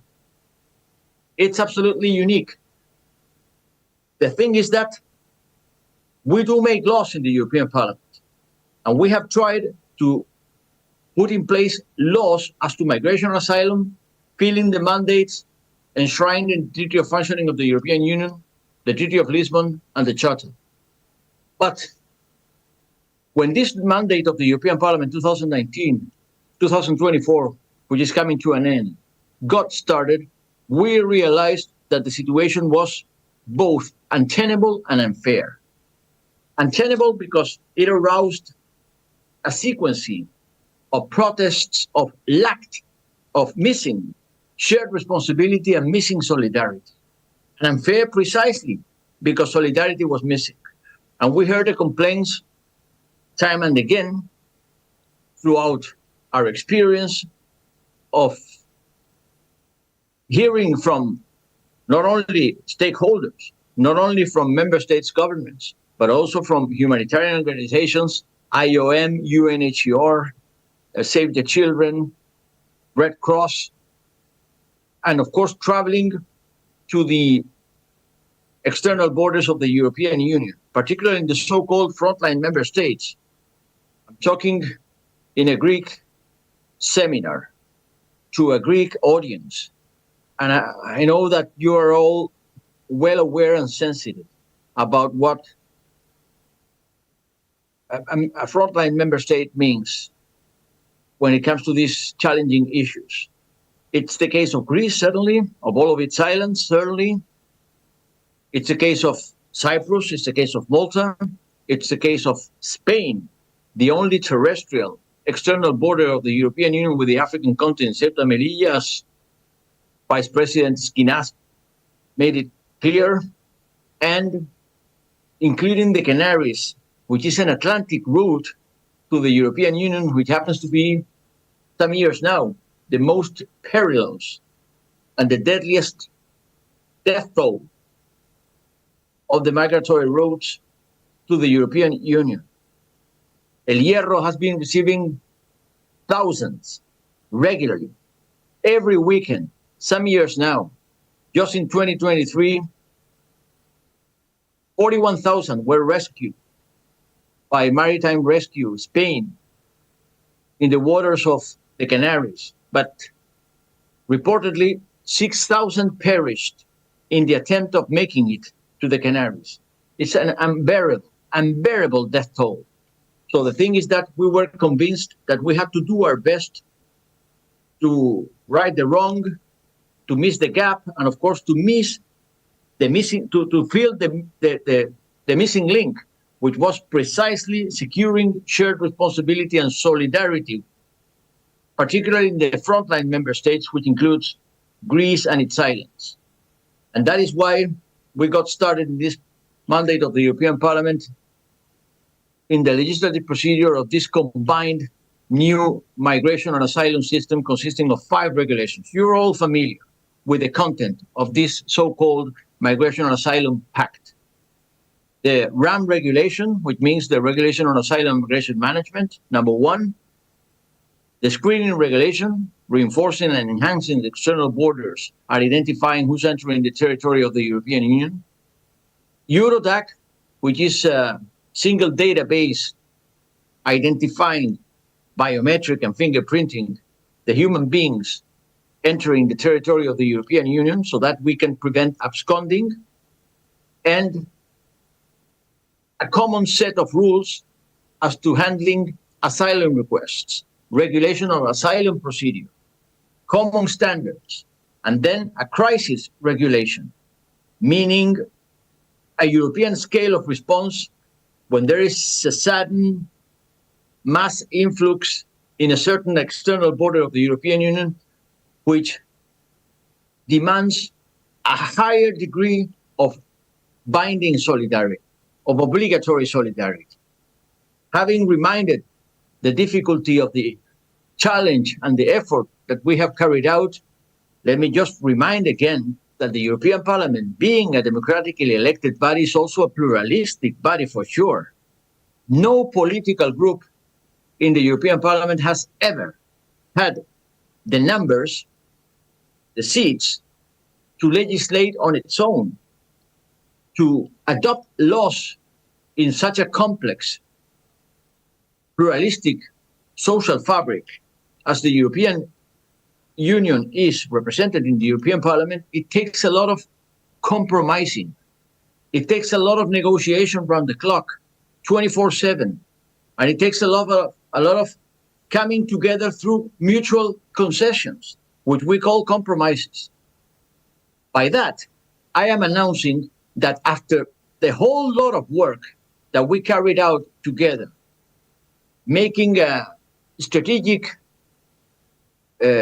point right from the outset, which was making it a package, the so-called package approach, so that all the regulations would be combined together and handled together, so that we would prevent that they would be cut into pieces or slices at the pleasing of any other stakeholders, including the Council, in the final track of the legislative procedure we call trilogue.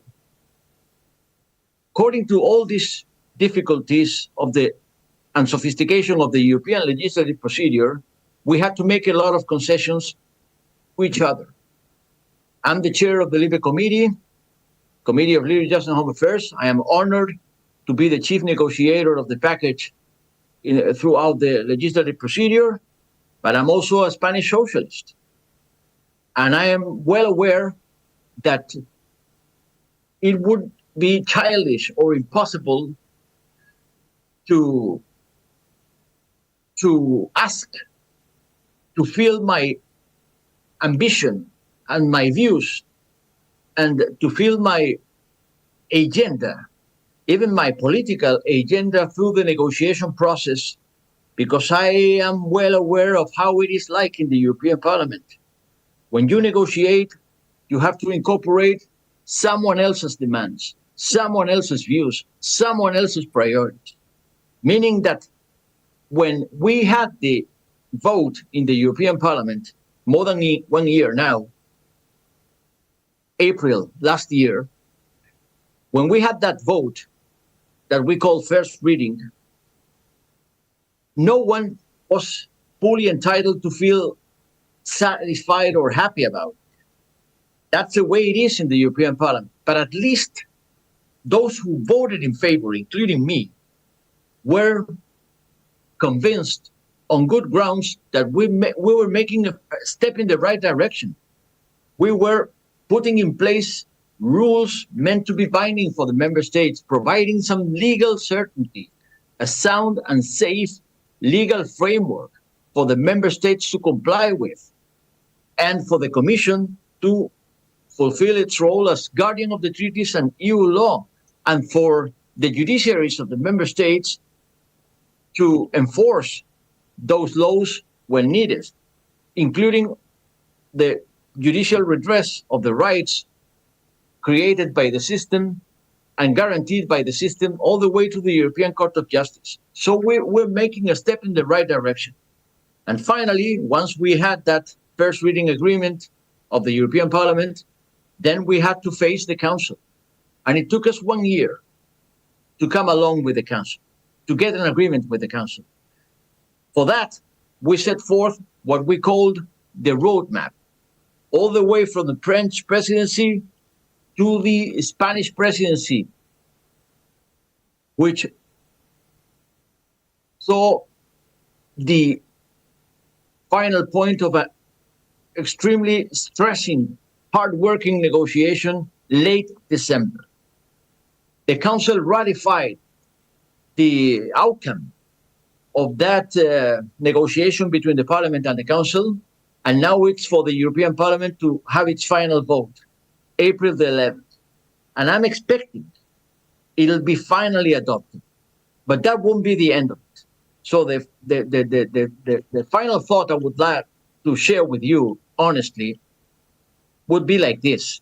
First, once the package is adopted, there is no miracle effect to be expected. The change is not going to be brought about overnight. It's not like night and day, but at least we are putting in place rules which are meaningful, providing a new legal certainty as to comply with for the member states and rights for those who are to be protected by the new European legal architecture. You can take it for granted that considering that the LIBE Committee is very, very, very committed to fundamental rights standards, to EU fundamental rights standards, all our added value through this negotiation has much to do with the fundamental rights point. Fundamental rights monitoring, fundamental rights compliance, fundamental rights agencies, particularly to most vulnerable human beings, both in the migratory routes and both in the asylum request or subsidiary protection or international protection chapter. Women, minors, particularly unaccompanied minors.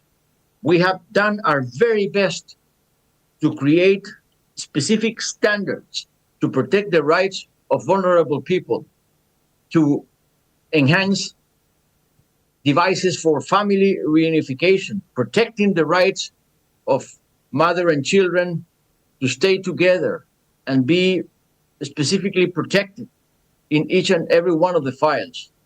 But as to the final outcome, once we actually adopt it, and when it's actually effective, because that's the nature of a regulation. It doesn't need national transposition in the national legislation as the directives need. Its regulations directly binding for all the member states when they're finally adopted. That won't be the end of it either. It'll take the next mandate of the European Parliament and the EU Commission, of course, a lot of implementation, a lot of respect for the system that we're putting in place, and a lot of enforcement in case of violation of the rules.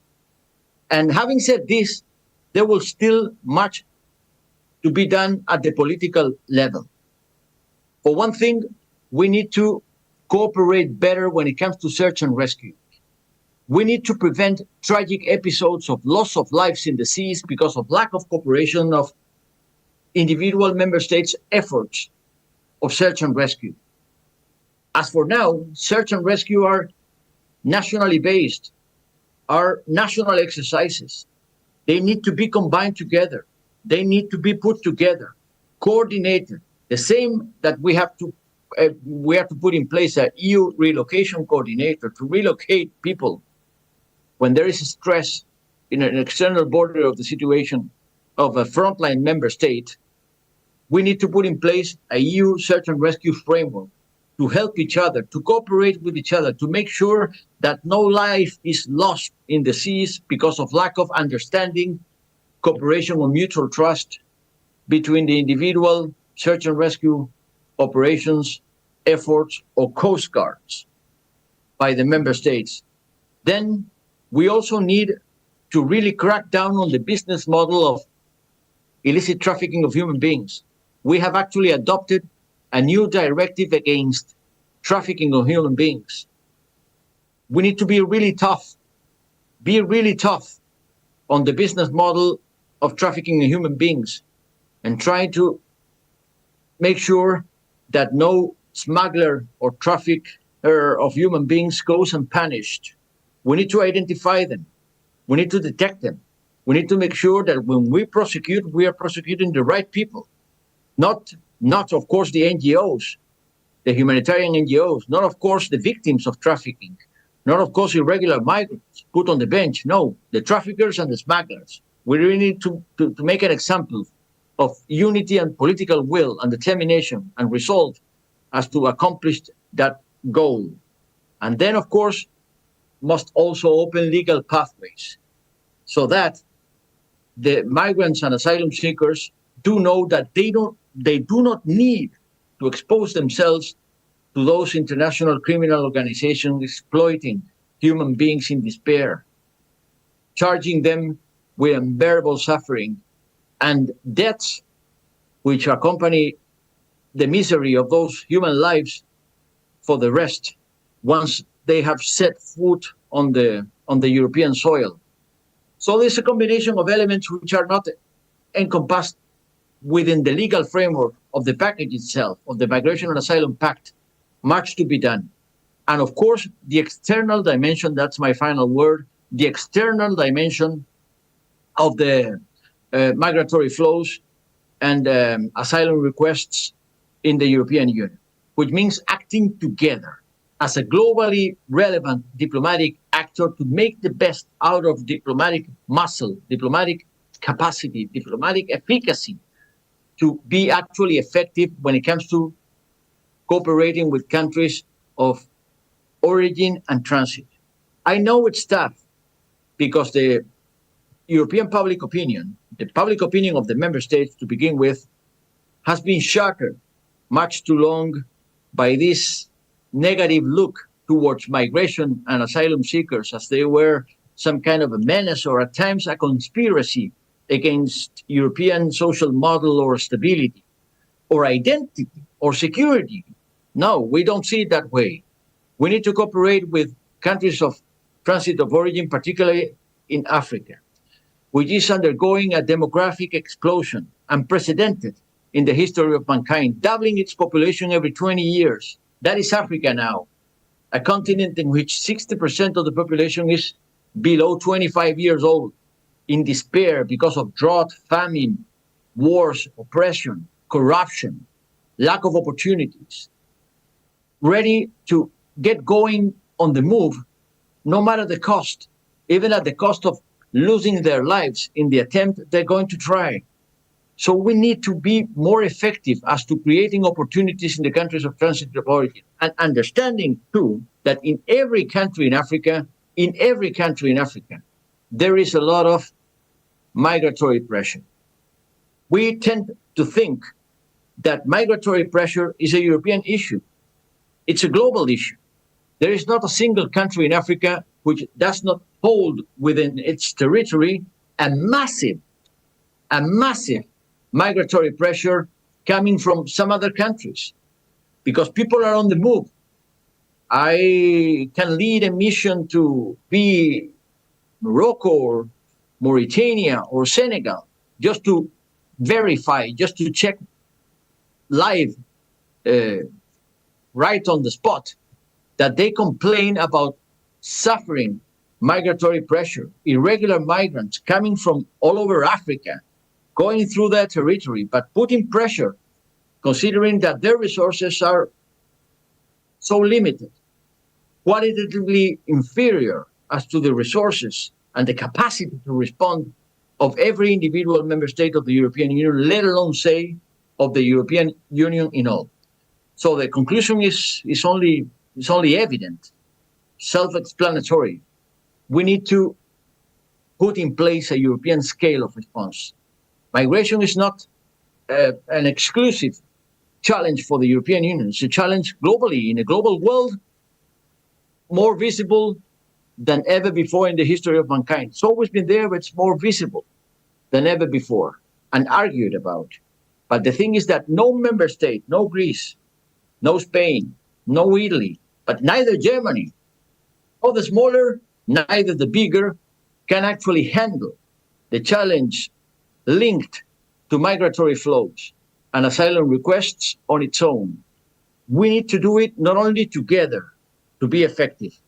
We need to do it also according to EU law, to EU values and standards, not ignoring or violating them.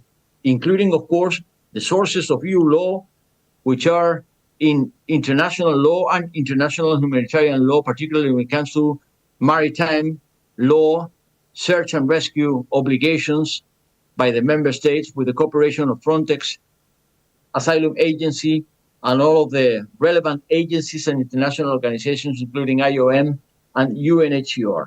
By doing that, we will be making a positive step. We will be making a difference. And with that political will in mind, believe me, I will vote in favor of the Migration and Asylum Pact, consisting of 5 regulations in the final vote, April the 11th. Despite the criticisms, which I know, which I have heard of, I am well aware of, because despite the limits of the scope or the ambition of the compromise that we have reached, it's still worthy as a meaningful, positive step in the right direction of putting in place not only a European scale of response, but a European scale of response which is consistent with the mandate of the Treaty of Lisbon, shared responsibility and solidarity, and of course with the Charter of Fundamental Rights of the European Union. I thank you for your attention and for the opportunity to address you from afar, from my constituent place, which is the Canaries. I'm sure you know that in the Canaries we talk a lot about migration, and there is much expectation that the solidarity which is to be activated with the new Migration and Asylum Pact will improve the perception, the understanding, the managing, the handling of both migratory flows to the European Union through the Canaries and asylum requests to the European Union through the Canaries. Thank you all. Wish you well.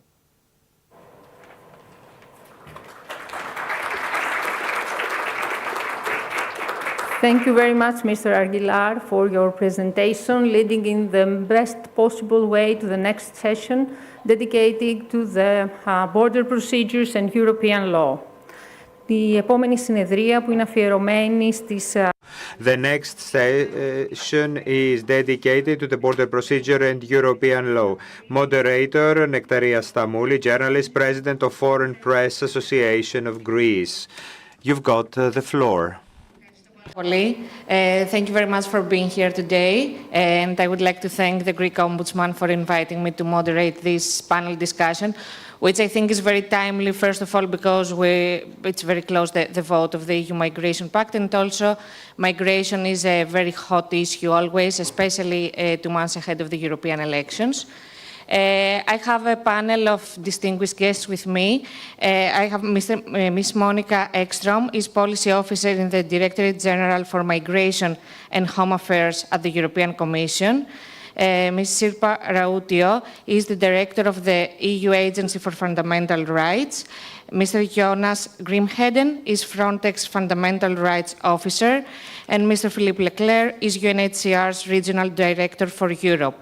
We will start with the opening remarks from our panelists, and then hopefully we will have time for some questions. And I will start with Ms. Ekstrom. The floor is yours.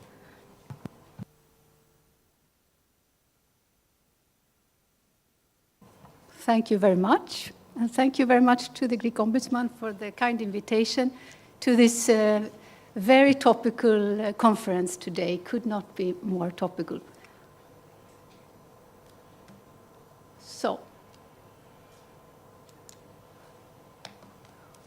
So excuse me, my apologies for maybe repeating some of the previous speakers' remarks, but we have so much information to take on board, so I think it's worth it. What is the Pact on Migration and Asylum? It's a comprehensive approach of legislative but also non-legislative reforms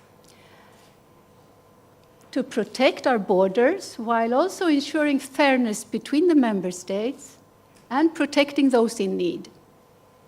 So the aim is to have a more efficient and sustainable migration and asylum process, to have clear EU-wide rules to manage migration together, to allow the EU to move from ad hoc solutions, which we do now, to long-term solutions. And the key concepts that we will discuss, or I will briefly touch upon, is solidarity, responsibility, and respect for human rights. And as the Commission President von der Leyen said in her State of the Union speech last September, migration needs to be managed. And with the Pact, we are striking a new balance between protecting borders and protecting people, between sovereignty and solidarity, between security and humanity. And I think here a key word is the word balance, which has not been easy to achieve, as has pointed out by the previous speakers.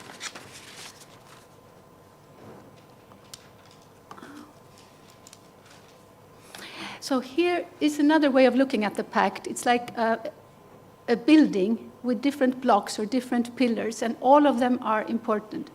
So it has two meanings, you can say. It has the holistic meaning with legislative but also non-legislative elements, including the external element that was touched upon by previous speakers with the partnerships with third countries, which is very important. And then you can also refer to the Pact, which is often done, to include only the 5 legislative proposals that will be finally adopted by the European Parliament in a week's time. So here, the basic pillars is protecting borders, protecting people in need. Then at the top, we have also the responsibility element, which is equally important, sharing responsibility between the member states by mandatory but flexible solidarity. Then beneath that, we have creating legal pathways. This is not legislative, but it's also equally part of this holistic meaning of the Pact. Countering migrant smuggling, very important. International partnerships, which, as we all know, are also vital to be able to implement the return policy that we intend to do. And also, finally, preparing for crisis. So I will not repeat the 5 regulations that will be adopted by the European Parliament, just to say that these are not the only regulations that are part of the Pact. We also have, very important, the reception conditions regulation, which will play an important role when implementing the Pact. The return regulation, the qualifications regulation, and the EUAA regulations, because the EUAA will play an important role in the implementation of this very ambitious project. When it comes to protecting borders, the Pact aims at strengthening control at the borders. And here we have the new screening regulation. So what is the screening? It's not a legal procedure, it's an administrative process. This process should take a maximum of 7 days, and the aim is to check the identity. So there will be identity checks and checks of the ID documents, nationality check, health checks, very important, vulnerability checks, equally important, and security checks. So all these checks should be conducted within 7 days. What will be the consequences of this? This will allow the authorities to steer the persons arriving to the appropriate procedure. So this will be either what we call the normal asylum procedure or the border procedure. And who will be directed to the border procedure? This will apply to the persons who arrive. They come from a third country with what we call a low recognition rate for their asylum applications. So if a migrant comes and he or she is from a third country with a recognition rate lower than 20%, he or she will be directed to the border procedure. Also, if migrants obstruct the procedure, they refuse to cooperate, they will also be directed to this border procedure. So who will be directed then to the normal asylum procedures? This will apply to the persons who come from third countries with a higher recognition rate, higher than 20%. It will also apply to vulnerable persons and to unaccompanied minors. So these people will always be directed to the normal asylum procedure, even though they may come from a country with a low recognition rate. There are certain time limits, so this border procedure must be completed within 12 weeks. And during this time, the persons have to stay at the border, so they cannot move around freely. In case of a negative decision, the person should be returned within 2 weeks. The new element of the pact is that all member states must apply this border procedure. As you may know, the Greek authorities already apply it. So this will not be a novelty for Greece, but for many other member states, this will take a lot of preparation. Also, the Eurodac will play an important role during this procedure because it will be important to track and see where the migrants are, actually. Currently, the Eurodac system only counts the applications, but not the actual applicants. And this makes it difficult to track secondary movements. So the Eurodac will be made more specific. It's also important that all member states, not only the frontline member states, have to have capacity to host a certain number of persons during this procedure to avoid overcrowding reception centers.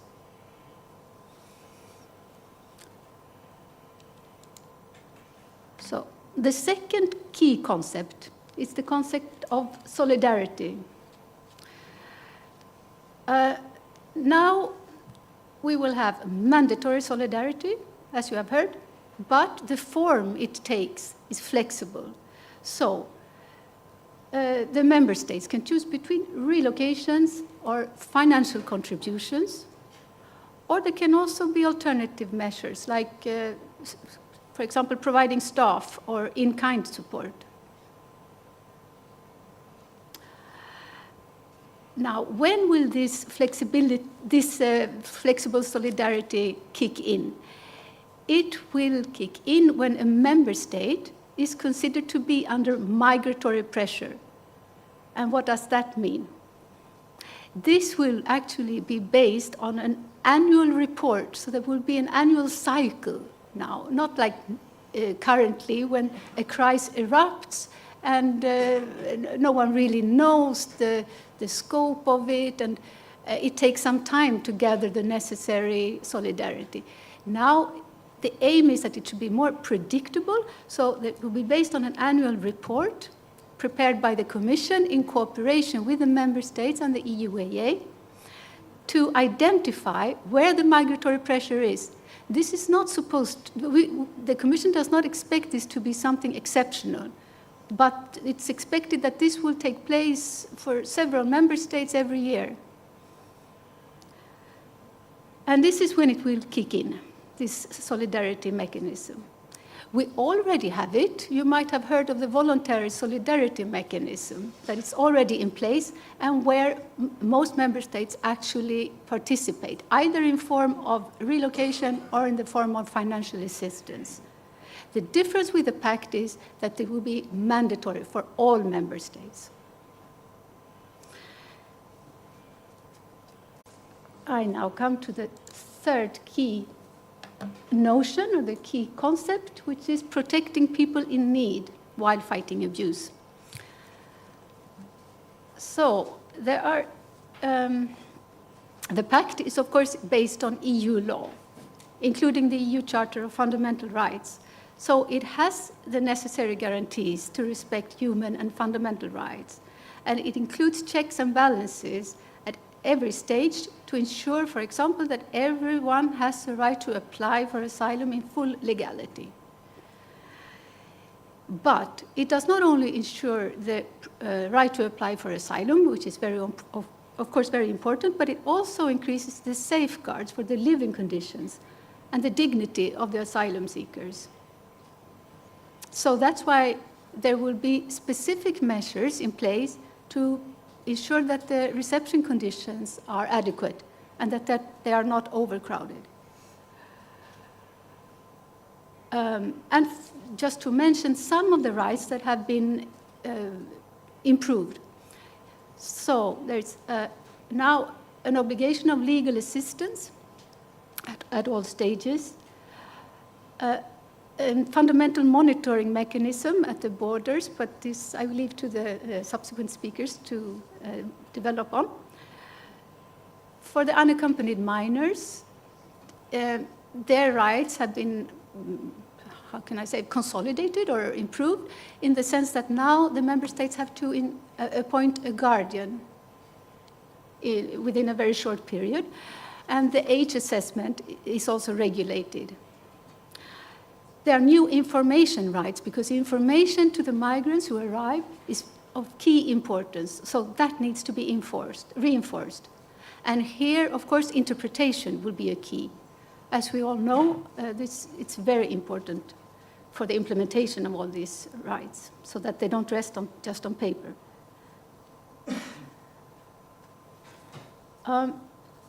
So now I leave, and the member states. So there are two milestones. The first one is that the European Commission has started to draw up what we call a common implementation plan for the Pact. And that is important because it's important that we ensure that we all have a common understanding of the Pact, what it is. As you have realized, probably it's very detailed, and it's several pieces of regulation, of legislation. And we also need to ensure the ownership by the member states to apply the Pact. So the first key milestone is that the Commission will issue within, at the latest in September this year, but it will be earlier, probably, will issue this common implementation plan for the EU as a whole, to provide a common understanding on the Pact, on the delivery. And this plan will also identify the financial and operational support that will be available to the member states. And this will be followed by the second milestone, which will be the national implementation plans that all member states have to adopt at the latest by December this year. And this will outline the actions that they need to ensure to properly implement the Pact by mid-2026.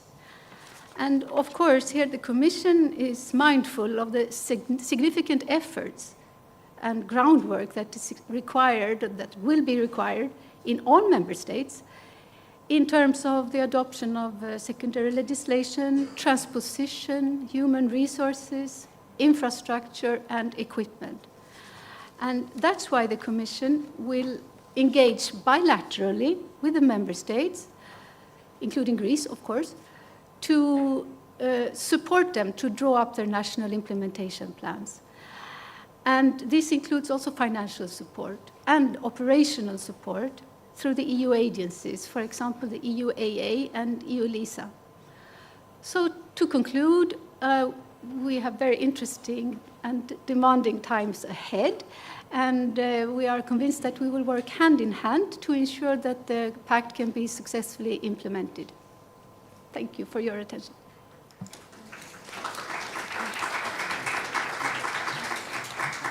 Thank you very much. It looks quite complex, and I hope we have time to clarify some points. And now, Silvia Rautiov, the Director of the EU Agency for Fundamental Rights.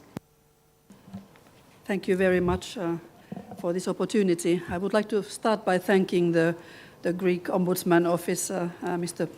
Potakis, for the invitation, which gave me the opportunity to come to Greece at a fairly short notice.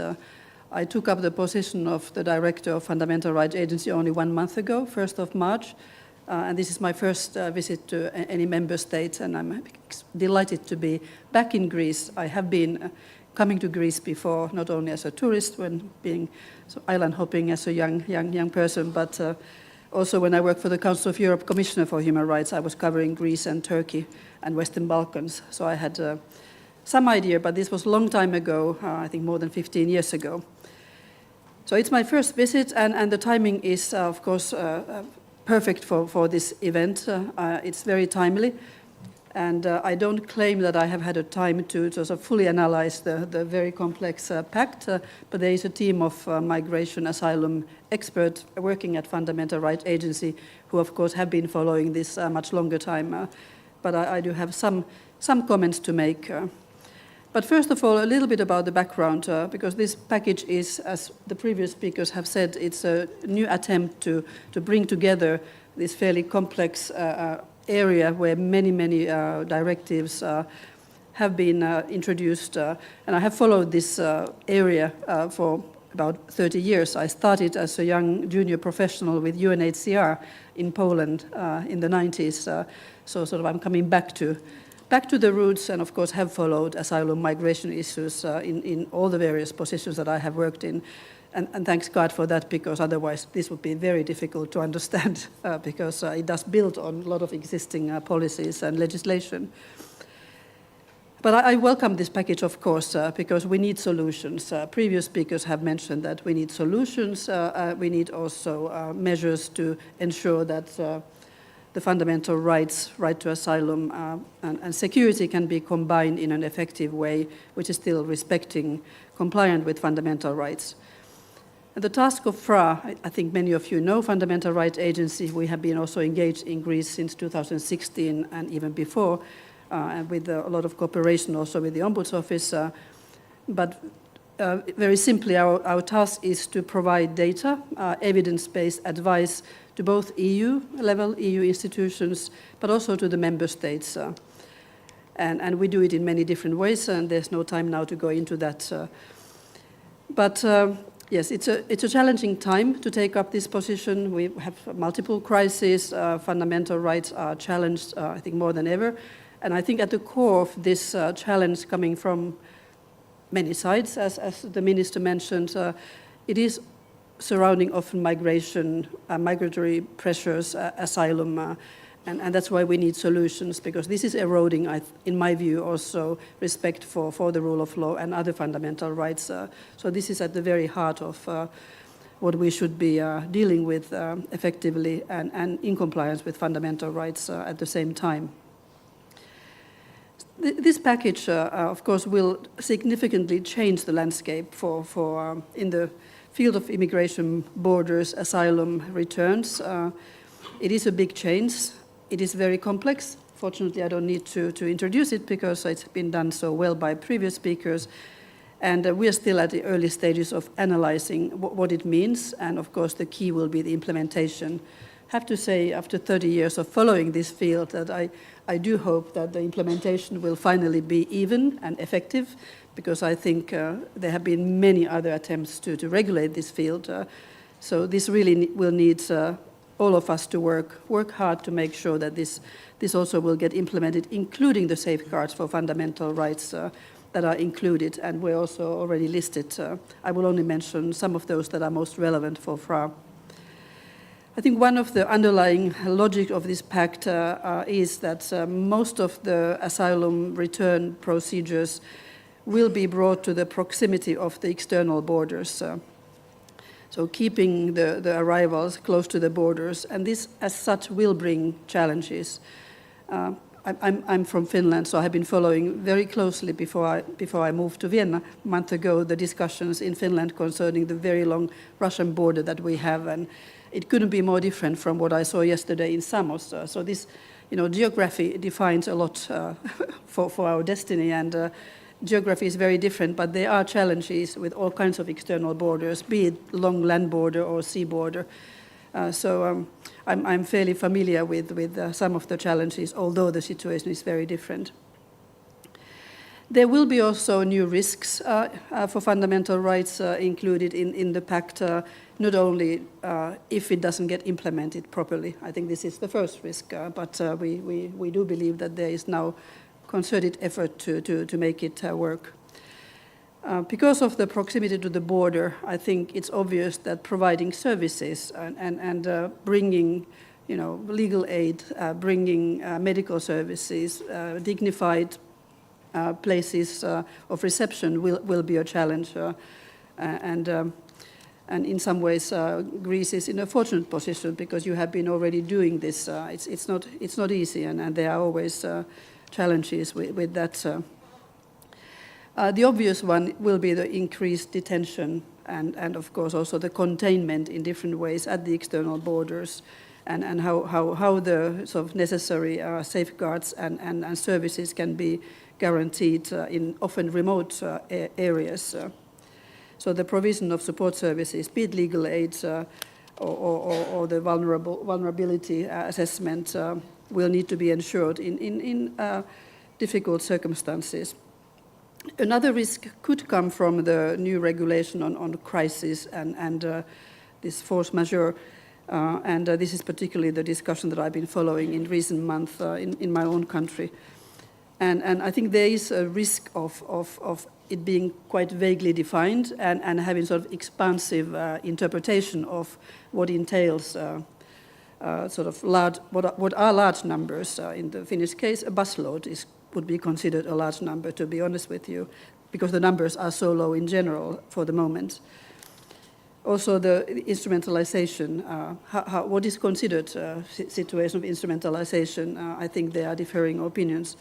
At the same time, it is of course good that this is brought together and that there will be a sort of common attempt to understand these concepts and deal with it, including the assessments that was mentioned previously, the Commission's work, reporting, and the possibility to sort of consult before these measures can be applied.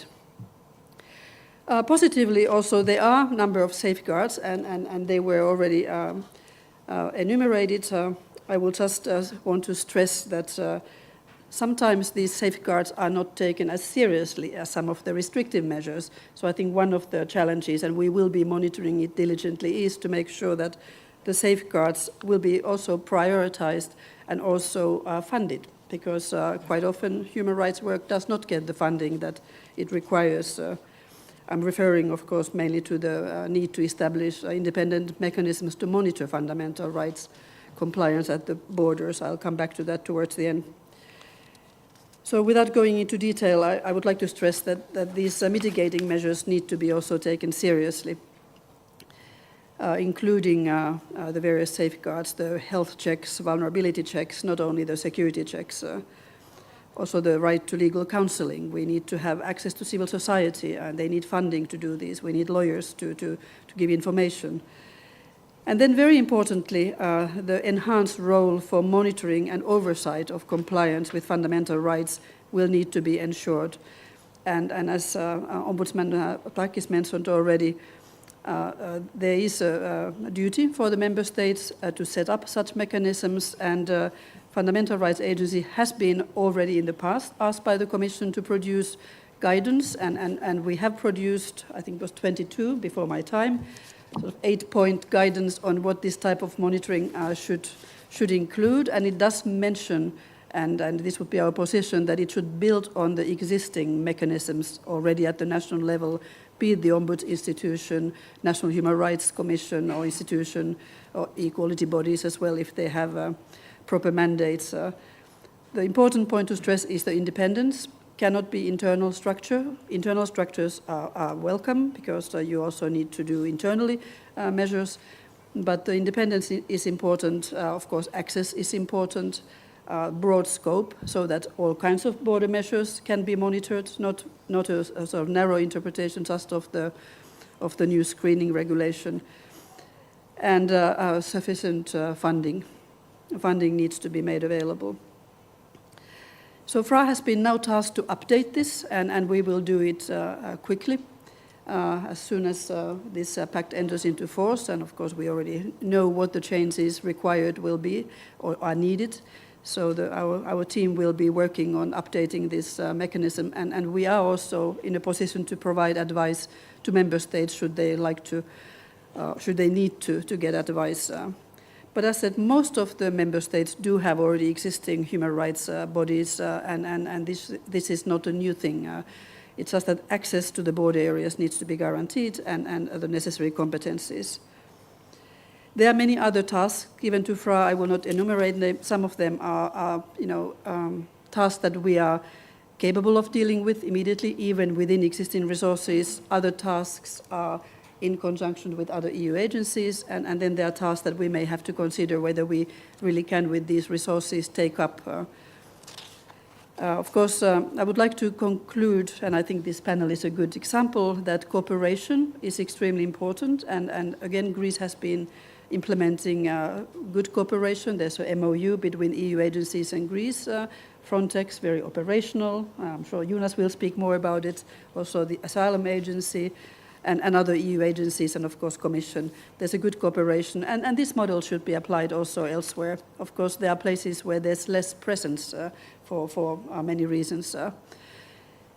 So just to conclude, we need cooperation, we need implementation, we need respect for fundamental rights, mechanisms to monitor that, and I'm sure it will take also many other measures to make sure it happens, training included, guidances. But this is important because we are at a breaking point. This needs to be addressed for reasons that have been mentioned by the previous speakers. We can't afford to continue sort of dealing with it in an ad hoc manner differently in different parts of the EU. So I'll stop here, and I'm happy to answer questions to the extent that I can afterwards. Thank you. Thank you. And now Jonas Grimheden, Frontex Fundamental Rights Officer.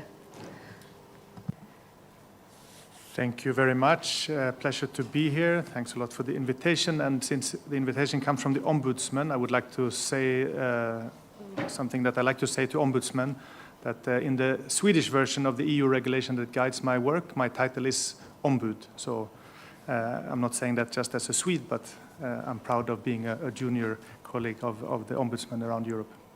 And indeed, my role is a little bit like that, or quite a lot. It's an independent role where I don't report to the head of the Frontex agency, but to the management board. And the management board is prevented from telling me what to do, which I've asked them a couple of times if they regret that they gave me this authority. They haven't answered yet. Mr. Lopez Aguilar from the European Parliament talked about Lisbon 15 years ago and then the impact that had in terms of fundamental rights commitments. I would like to go back very briefly, 15 more years to 30 years ago when the EU single market was introduced, which as a consequence made the European national borders European common borders. So we have common borders, but also, as we have learned, as we knew, but we've also been hearing it today, we also have common values. So common borders with common values. And I will challenge this a little bit in the sense of saying something about problems that I see with the common values, not with the common borders, but also suggest some solutions for how to deal with this. The European Border and Coast Guard Regulation, which is the regulation that guides my work and the work of Frontex as a whole, but also the European Border and Coast Guard Community. So it's not an agency regulation, it's a community regulation, meaning also the national and Schengen-associated countries, border guards and coast guards. So my role is not limited to actually advise Frontex on what to do. Simply, it also relates to the joint operations and other activities that Frontex conducts with member states. So for instance, if I just to underscore that it's not something I made up, in the Article 1 of the regulation, it talks about an integrated border management in full compliance with fundamental rights. Article 46 talks about my post having the possibility to advise before, during, or after activities on the fundamental rights compliance and if it should be continued, if it should be changed in some way. Article 7 talks about a shared responsibility, including any bilateral work on border management, Coast Guard management, or Coast Guard work by member states should be working towards the same attainment of objectives as the agency and cannot work against the agency. And the member states should actually report on this cooperation to the agency. The office that I have the pleasure of heading, and sometimes I have the challenge of heading, not because of the difficulties with the colleagues. I have 65 colleagues that are very easy to work with, but the challenge is the different countries and the different situations that we have with border management. In the last 3 years that I've soon have had this office, we've been spending some 3,000 days in the field across 30 countries, so quite a lot of experience from the field, air, land, and sea borders. That gives us a very good comparative experience. So it's on that basis that I speak, saying that what we have and what we will have with the Pact is not sufficient. So what would that take? I will here restate in a way or echo what Sirpa was just saying, that we need to work with EU as one, meaning not only the EU agencies and the European Commission, the Parliament, etc., but also the member states and the national mechanism, in particular the independent mechanism, like the Ombuds institution in Greece. So let me give you 3 examples what that means, EU as one. So firstly, that the European Union funds in Greece or elsewhere, that they have to, with priority, support independent monitoring mechanism. That means, again, Ombuds institution, but also the National Rights Commission in Greece, but also the Migration Ministry's own fundamental rights officer, to make sure that they have their independence, but also genuine capacity to contribute to the monitoring of national borders. We spent last year 300 days in Greece monitoring, with, of course, a focus on the activities of Frontex and the interface between Frontex and Greece. But there's certainly a lot of problems going around in Greece and many other countries for a lot of work also for the national level. So reinforcing the good work that is done by the national mechanisms.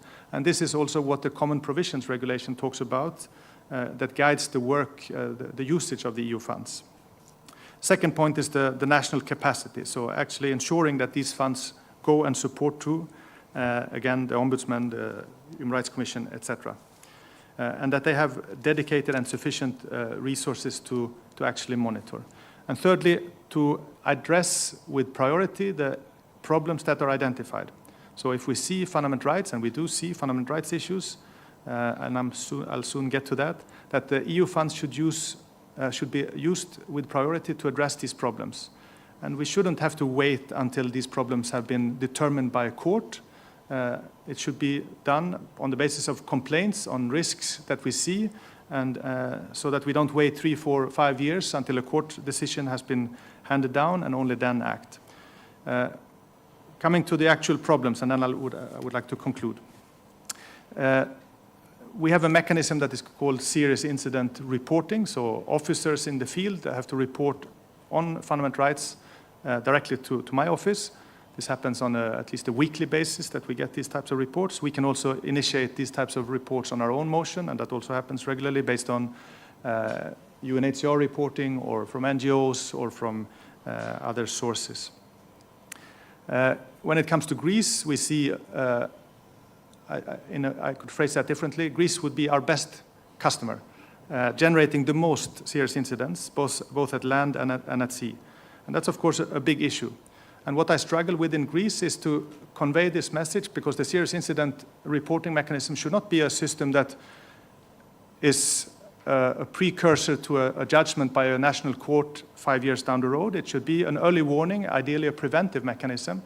And I struggle with conveying this message that it has to be accepted like that. If we wait until the court decision comes, well, then we lost maybe 3-5 years. So again, we need to use this, the problems that we identify, and try to resolve the issues early on and head on. So let me conclude. I talked about common borders and common values, and I want to stress that the European Union needs to be a credible union within the union and internationally, and I think that goes towards the rule of law. Minister Kairides spoke about the rule of law and highlighted a number of positive things, and I think I agree with many of them. And the strategies that needs to be put in place in relation to efficient return, efficient asylum system, and good reception facilities, etc. But also to underscore that it needs to come with a very, very good monitoring mechanism, something that Sirpa and others have mentioned. So if I can paraphrase, not to undermine what Minister Kyrides says, but reinforce the importance of the monitoring, and I would say that, and I flagged this to him before he left, he talked about we shouldn't confuse ourselves. I'm looking for the formulation. We shouldn't confuse ourselves. We shouldn't get lost in the legal world, he said. I would argue we shouldn't get lost in the political world without having a very, very solid understanding of what are the legal requirements, and in particular the fundamental rights obligations, because then we don't have, it's not about security versus humanity. We need humanity and we need a fundamental rights proof system in order to provide security. So I would like to close with that reflection. Thank you.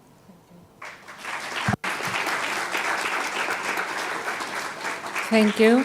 And now Mr. Philippe Leclerc, UNHCR's Regional Director for Europe. Thank you very much.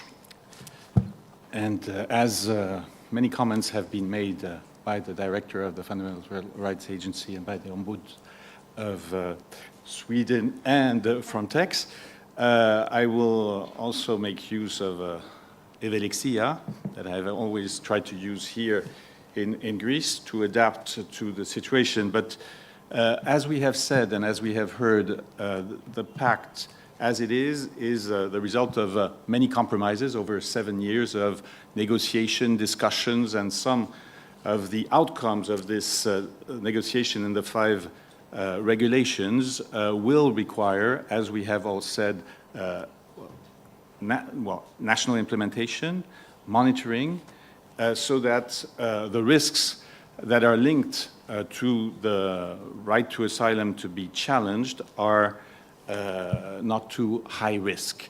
And we have proposed in the negotiations various other modalities, but we will have to deal with those which have been now decided upon, or at least on the 11th of April, and in the European Parliament, followed by the Council formal endorsement of the Pact. So as regards to border procedures, as they are foreseen in the Pact, UNHCR is not opposed to the use of border procedures when they are implemented in line with the safeguards enshrined in EU and international law. And procedures, however, have to be sensitive to the protection needs of vulnerable individuals and the specific vulnerabilities of children in particular. The Home representatives had mentioned the 5 types of checks which are foreseen, but it will be extremely important that this vulnerability is done both for children, as I mentioned, but also survivors of trafficking, torture, or gender-based violence, who should be channeled as early as possible to adequate procedures, and the border procedures as it is described may not be the one. So this is one particular aspect of the implementation that we will be monitoring and looking at to ensure that such vulnerable individuals are channeled through the proper procedures. We have also mentioned, I think, throughout this discussion, how much, particularly at the level of the screening, independent legal counsel and clear information provision will be vital in view of the very important consequences which are attributed to the screening mechanism with no right to appeal this screening decision, which may prompt some contradiction with the European Union Court of Justice jurisprudence. So that, I think, is a very important element that to also ensure monitoring so that the right decisions are made in the screening procedure. Adequate reception facilities, safe accommodation, access to education and healthcare need to be provided all along the procedure. A well-functioning system demands, as we have said, a swift human return process. So we are glad to see that there is a specific regulation for return, as UNHCR has stated on numerous times. For the asylum system to function, those who have been deemed not to be in need of international protection after a fair process should be returned either voluntarily or swiftly, and these mechanisms need to be implemented. As we have heard, the procedure, the screening procedure, and those who would go, who are not coming from, who are coming from countries of origin with a low recognition rate, the ambition is to quickly process their claims and to return them to their countries of origin. We all know, I mean, there are many practitioners in this room, that if there is no proper readmission agreement, not only formally, but also efficiently in place, this return will not take place, even when there is one that I have been observing here and on the other side of the agency, like the EU-Turkey statement and the readmission agreement which exists between the Hellenic Republic and Turkey.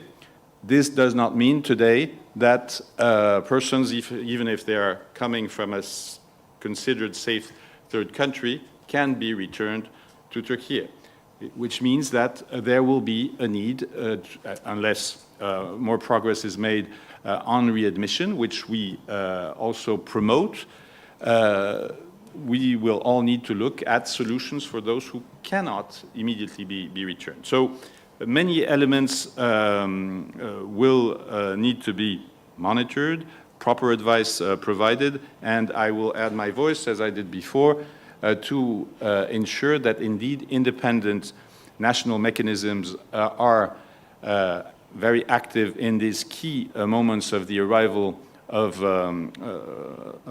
persons coming from third countries. The Greek Ombudsman, the National Commission for Human Rights, are obviously in Greece two institutions who will be participating, I imagine, to the implementation of this monitoring, independent monitoring, as well as, and we insist particularly at the screening level, the importance of the civil society, not any not any NGO, those NGOs who have a competence, who are registered, of course, in law, but can, and as we see here in Greece, play an extraordinary role to provide information, legal counseling, and a human relationship with those who are going through these difficult procedures. And just a general point I would like to make on the approach of UNHCR in assisting states to deal with forced displacement, in particular for refugees and those who would be in need of subsidiary protection.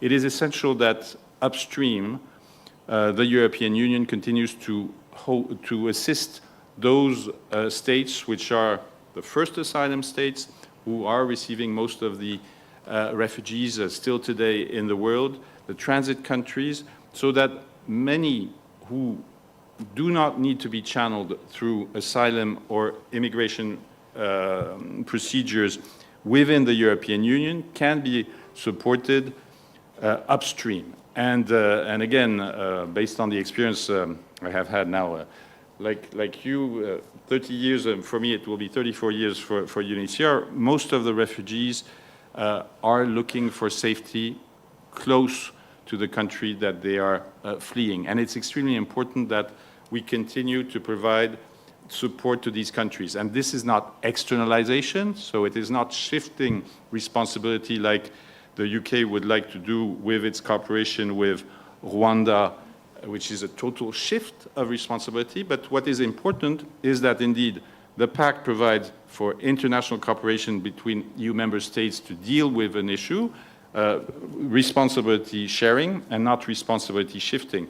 But again, what is extremely important before that is the support on the routes where the asylum seekers come from. And this is an absolute necessary complement to the Pact. It's the external dimension of it without externalization. Thank you very much.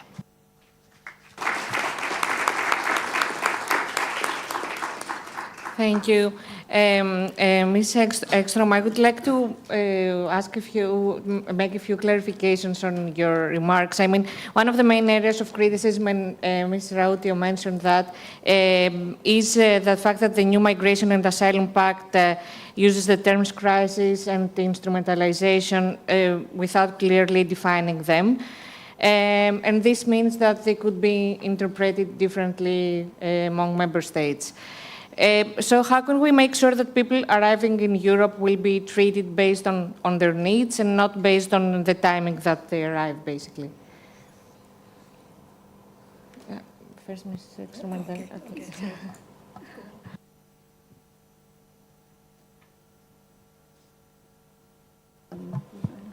Thank you very much for this question. This crisis and force majeure regulation, it will not be, how can I say, applied automatically. So this will be at the request of a member state that faces a sudden influx of mass arrivals and or instrumentalization. The Commission will make a proposal at that point, and this will be discussed. So while there might not be a specific figure now that is explaining or identifying this, this will be subject to discussions. It will not happen overnight. And of course, it goes without saying that any procedures for this regulation, it has to be applied in accordance with human rights and subject to fundamental rights monitoring.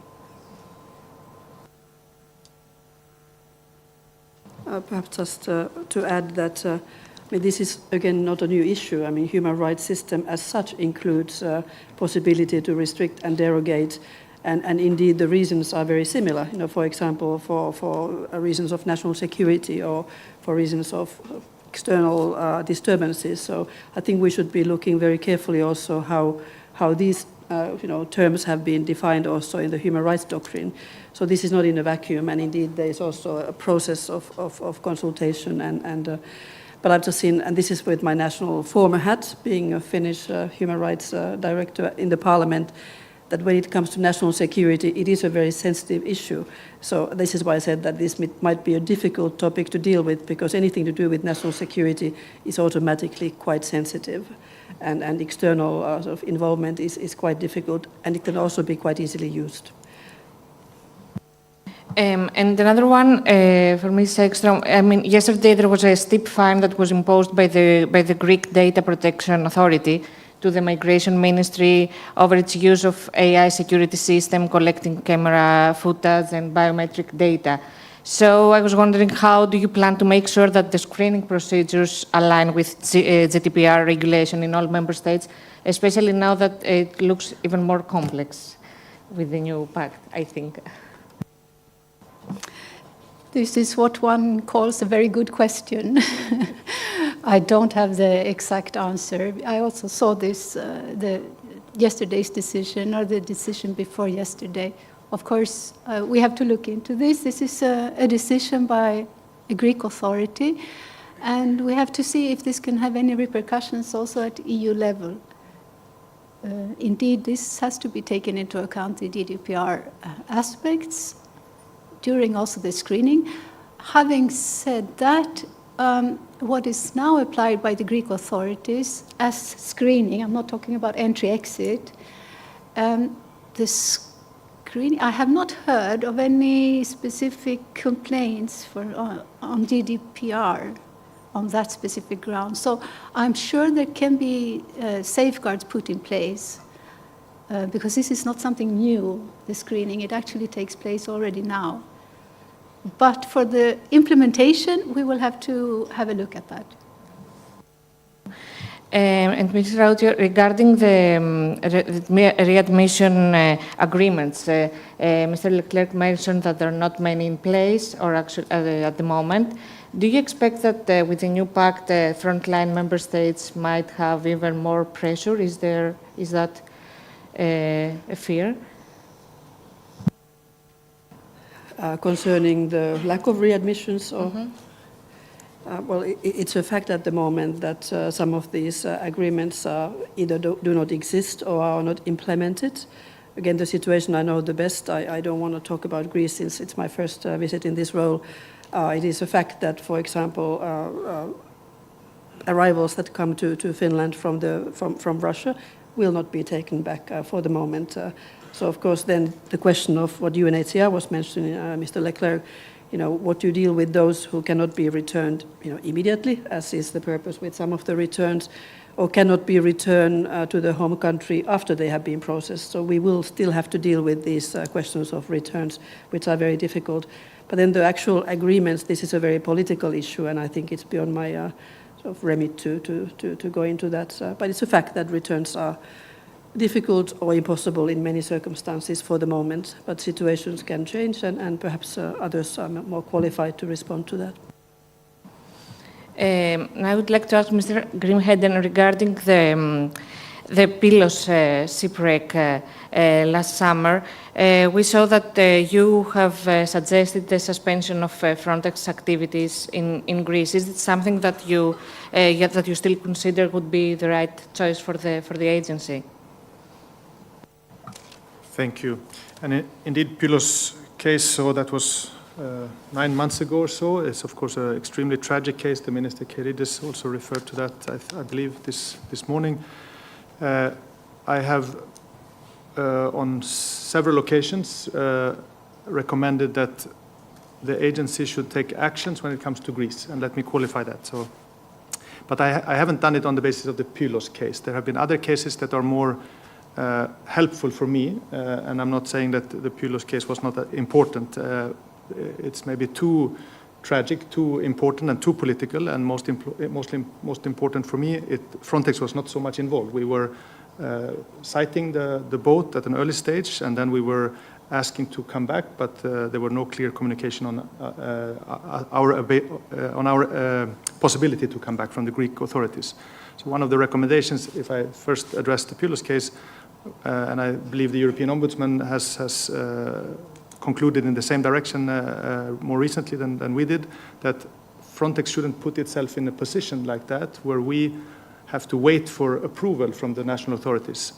If that relates to a maritime asset, yes, we could cause a lot of damage if we come uninvited to a rescue situation or a search and rescue situation. We could cause risk for lives even. But if it's an aerial asset and we have the monopoly on that in an area, I don't see any problems us coming back unless there are higher priorities. So that's something that we, and again, the European Ombudsman was speaking to. The basis for which I have recommended that Frontex should use this Article 46 is rather related to a case from a year ago where Greek Coast Guard used an asset that was funded on that very day by Frontex to seemingly take persons off the island, one of the islands, and putting them on a life raft drifting towards Turkey. And other cases similar to that. And on the other hand, cases where we've seen beating of migrants, stealing of their property, not seizure of the property because the property wasn't returned, so stealing, and collective expulsion to Turkey, even of persons not entering the border from that place, even persons with residence permits in Europe. And these cases have made me trigger this mechanism. It's one of the possibilities that I have under EU law. Important though, it says that I can advise to restrict, to pull out, and I haven't recommended the agency to pull out because I think that wouldn't help. I was recently in another country, a neighboring country to Greece, where someone told me that the best thing that could happen to the border management in this country is more Frontex, because we bring objectivity, we bring professionalism, and we bring a disconnect with the politics. So I think also that is true for Greece, that it wouldn't help to leave. Yes, it's a possibility. Yes, it's the ultimate response. But I would rather say, and I've said that before, a reversed Article 46, meaning more Frontex where it matters, more Frontex where we can be more role models, make sure that the wrong things doesn't happen, and make sure that things are done by the book. Thank you. And one clarification regarding the role of Frontex. I mean, after this recommendation that Frontex should suspend its operations in Greece, the counter-argument by Frontex was that this way human lives, it would be less easy to help save human lives. But then we saw the EU Ombudsman report a couple of weeks ago, and when the criticism was raised, Frontex replied that basically it's not within its scope to save human lives, or something along those lines. So could you clarify to us the role of Frontex in these operations?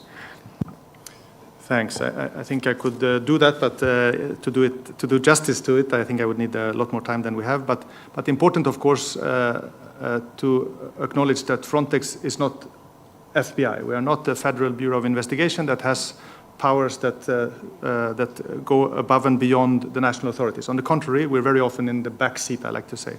We're very often in an advisory position, and we try to assist the member states. And the member states drive the boat or the car, as the case may be.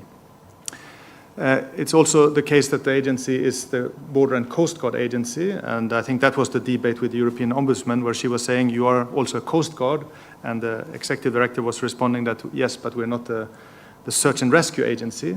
I wouldn't see a problem with the doing more. We certainly have an obligation, and that's something that the agency, and I also stress often, we have an obligation to, of course, save lives, and that's part of the DNA, part of the mandate for sure.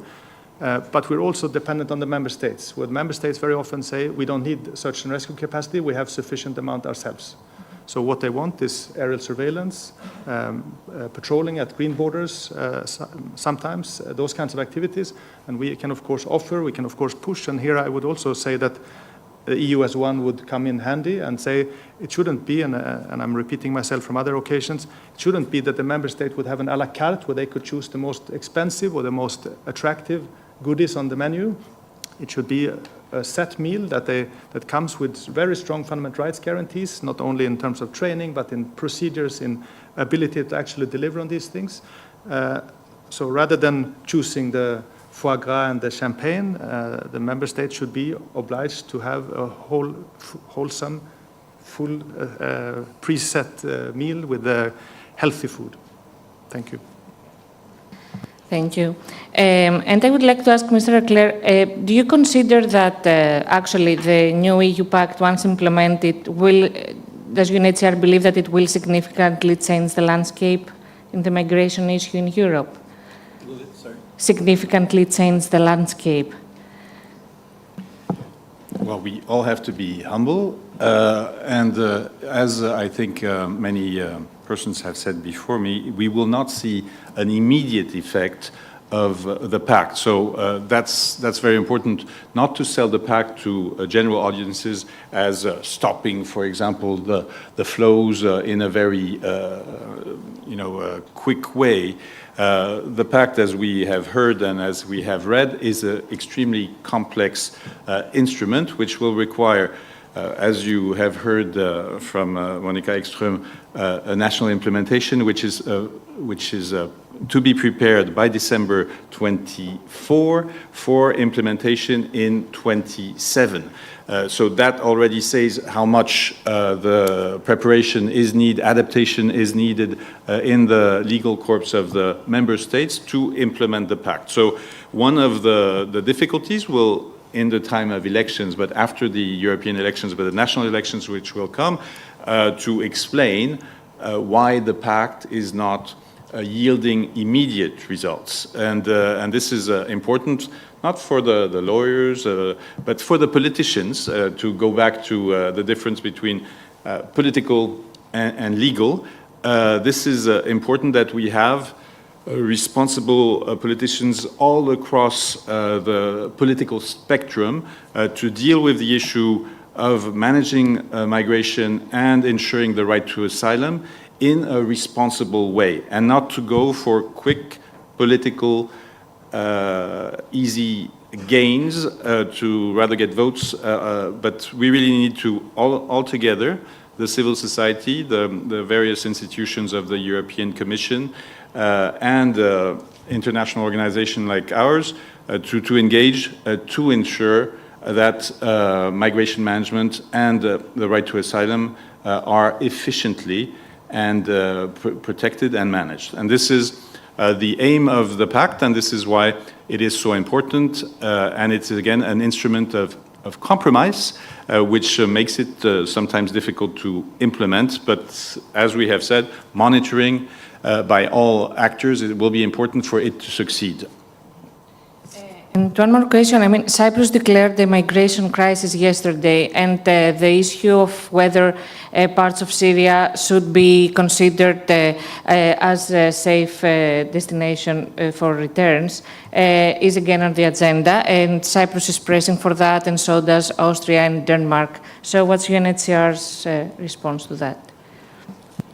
Well, in addition to Greece, Turkey, and some other countries, I served in Syria just after the war, and we continue to have a very strong presence in the Syrian Arab Republic. We are, as UNHCR, in view of our observation and analysis of the Syrian current situation, we do not believe that safe areas, for example, in Syria, are the response for a safe return. And with the continuing situation, first of conflict within Syria, between parts of Syria which are not controlled by the state, and the guarantees that still have not been provided in terms of human rights security by the current state of Syria, it is not possible for us to fulfill that recommendation of returning persons to Syria in a forced way. There are some voluntary returns which have been taking place, both from Turkey to the northwest of Syria, which is not under the control of Syria. There are some returns which are taking place from Lebanon, but in a very limited situation, and still the monitoring of these returns is not organized in a way which is independent and would allow UNHCR to accept this recommendation of forcibly returning persons to Syria. Even the promotion of voluntary return is, in the view of the current situation of Syria, is not something the institution can do. What we are doing on the basis of the situation we see in Syria is promoting that more support is provided to Syria under the Security Council resolution, which allows for early recovery. And it's important that the European Union and the main donors support early recovery. Because in addition to security and persecution reasons, many people are leaving or are prevented to return to Syria because of economic and social conditions. So let's not push people back, but rather enable, at least from a social and economic point of view, that the conditions for return are improved so that gradually that return can be envisaged. Okay. I would like to ask regarding the current level of protection of refugees in Greece. Do you consider that this meets the current level of protection of refugees in Greece? Are you satisfied with the reception, the management, and the integration of refugees today? It's difficult to give a general and a very short reply to this. What I can say is that the Commission and DG Home has been present in Greece quite a few years to assist the Greek authorities to put in place a sustainable migration management system, and that we have seen, I would say, remarkable progress in many areas. This does not mean that certain things cannot be improved, but in terms of, for example, reception and asylum, protection of unaccompanied minors, for example, just to mention a few areas, we have seen, I would say, remarkable progress. And just to say that for the national implementation plans, the Commission, we have a rather good idea of what's going on in Greece, because it's been in the limelight for so many years. But we have other member states where we have very little information. So in these 2 years to come, we will actually engage in a massive fact-finding exercise together with the member states. But I think as regards Greece, we have a fairly good view of what is going on. Ms. Raoutou, you visited recently the reception facilities in Greece. What's your view? It would be a little bit bold to have a strong view based on a quick visit of a few hours to only one of the reception centers. But FRA has been also working together with others for many years, and there have been some concerns expressed in the past, public views, for example, on the lack of water, lack of doctors. Nothing new for those who work on these issues here. I cannot really assess, the progress since I have only been here now for a couple of days. But we have had some concerns, and there has been some progress, but I think I cannot say more. I was happy to see the registration and the screening taking place, because this is apparently not what's happening elsewhere, so that certainly is progress from the past, what I saw 15 years ago. But I think there are other people more qualified. And I was very happy to see the new report by the Ombuds Office exactly on these points. I had a very quick look at that, happy that it was in English. And I'm definitely going to take a look at that, again, proving, I think, the national capacity to monitor, which is so important. It should not be left just to the Commission, but civil society, Ombuds institution is capable and resourced to do this type of monitoring and produce information. So I would recommend also having a look at that report, and I certainly will be reading it with great interest. So thank you. Mr. Grimheden, do you expect that the new EU Migration Pact will change in a way your Frontex role, and is Frontex at the moment able to act independently and fulfill its fundamental rights obligations? And is it something that is missing that would help you promote this role? Thank you. So I think the pact will help. I think anything will help, because we need to change something, because it doesn't work. So anything is good in a way, and I think the pact is a good attempt. So I think the biggest change will be that what we've heard about earlier today, about the screening regulations, obligation to have some kind of formal monitoring mechanism, and we heard from others that there is an obligation also to build on, or a recommendation to build on existing bodies. I think that's already a very good starting point.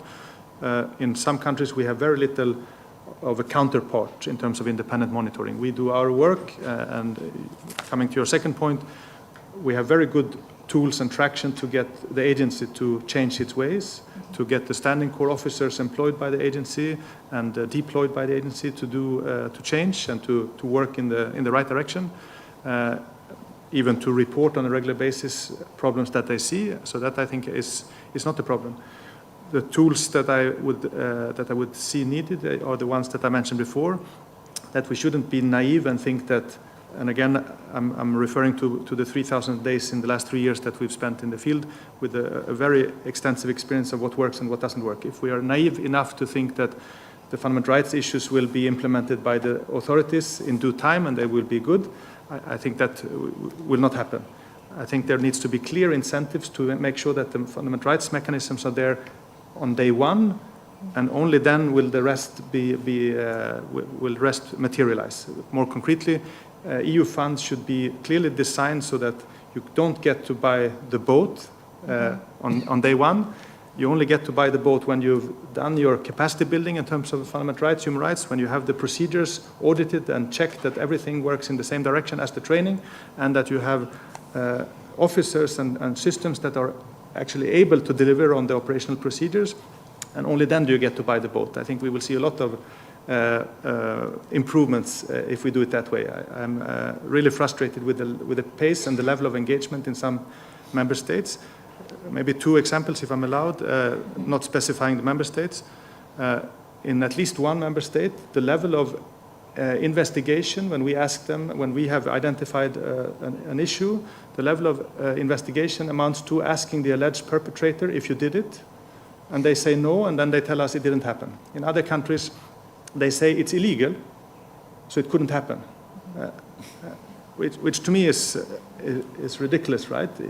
Well, that's why we have monitoring to make sure that we comply with the law. If we think that people don't act against the law ever, well, then we just need the law book, right? And everything would be fine. I think we've learned over the millennia that it doesn't work in that way.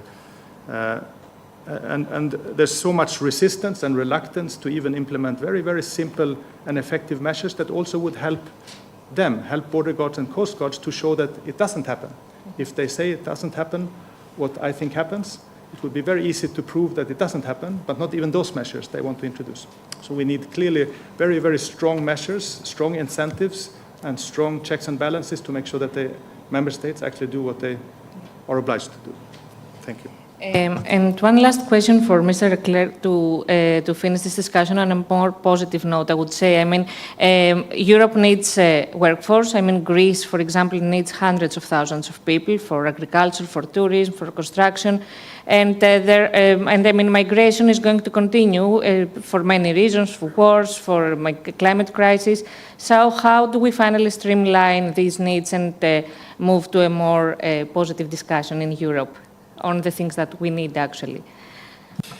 Well, thank you very much to allow me to end on a positive note. I think indeed what is clear today, including in Greece, which has changed from at least the time when I was here, is that the employment needs are great in the whole of Europe, enabling, for example, a country like Poland, who is receiving 1.1 million Ukrainian refugees, to have more than half of them working and actually wanting to keep them, and they contribute to the GNP of that country. And specific studies have showed that they pay taxes, they can be acting contributors to the society, and it allows me also to say that the legal pathways which are to be explored, to be developed, so that proper legal channels for people to come to work in Greece and in all EU member states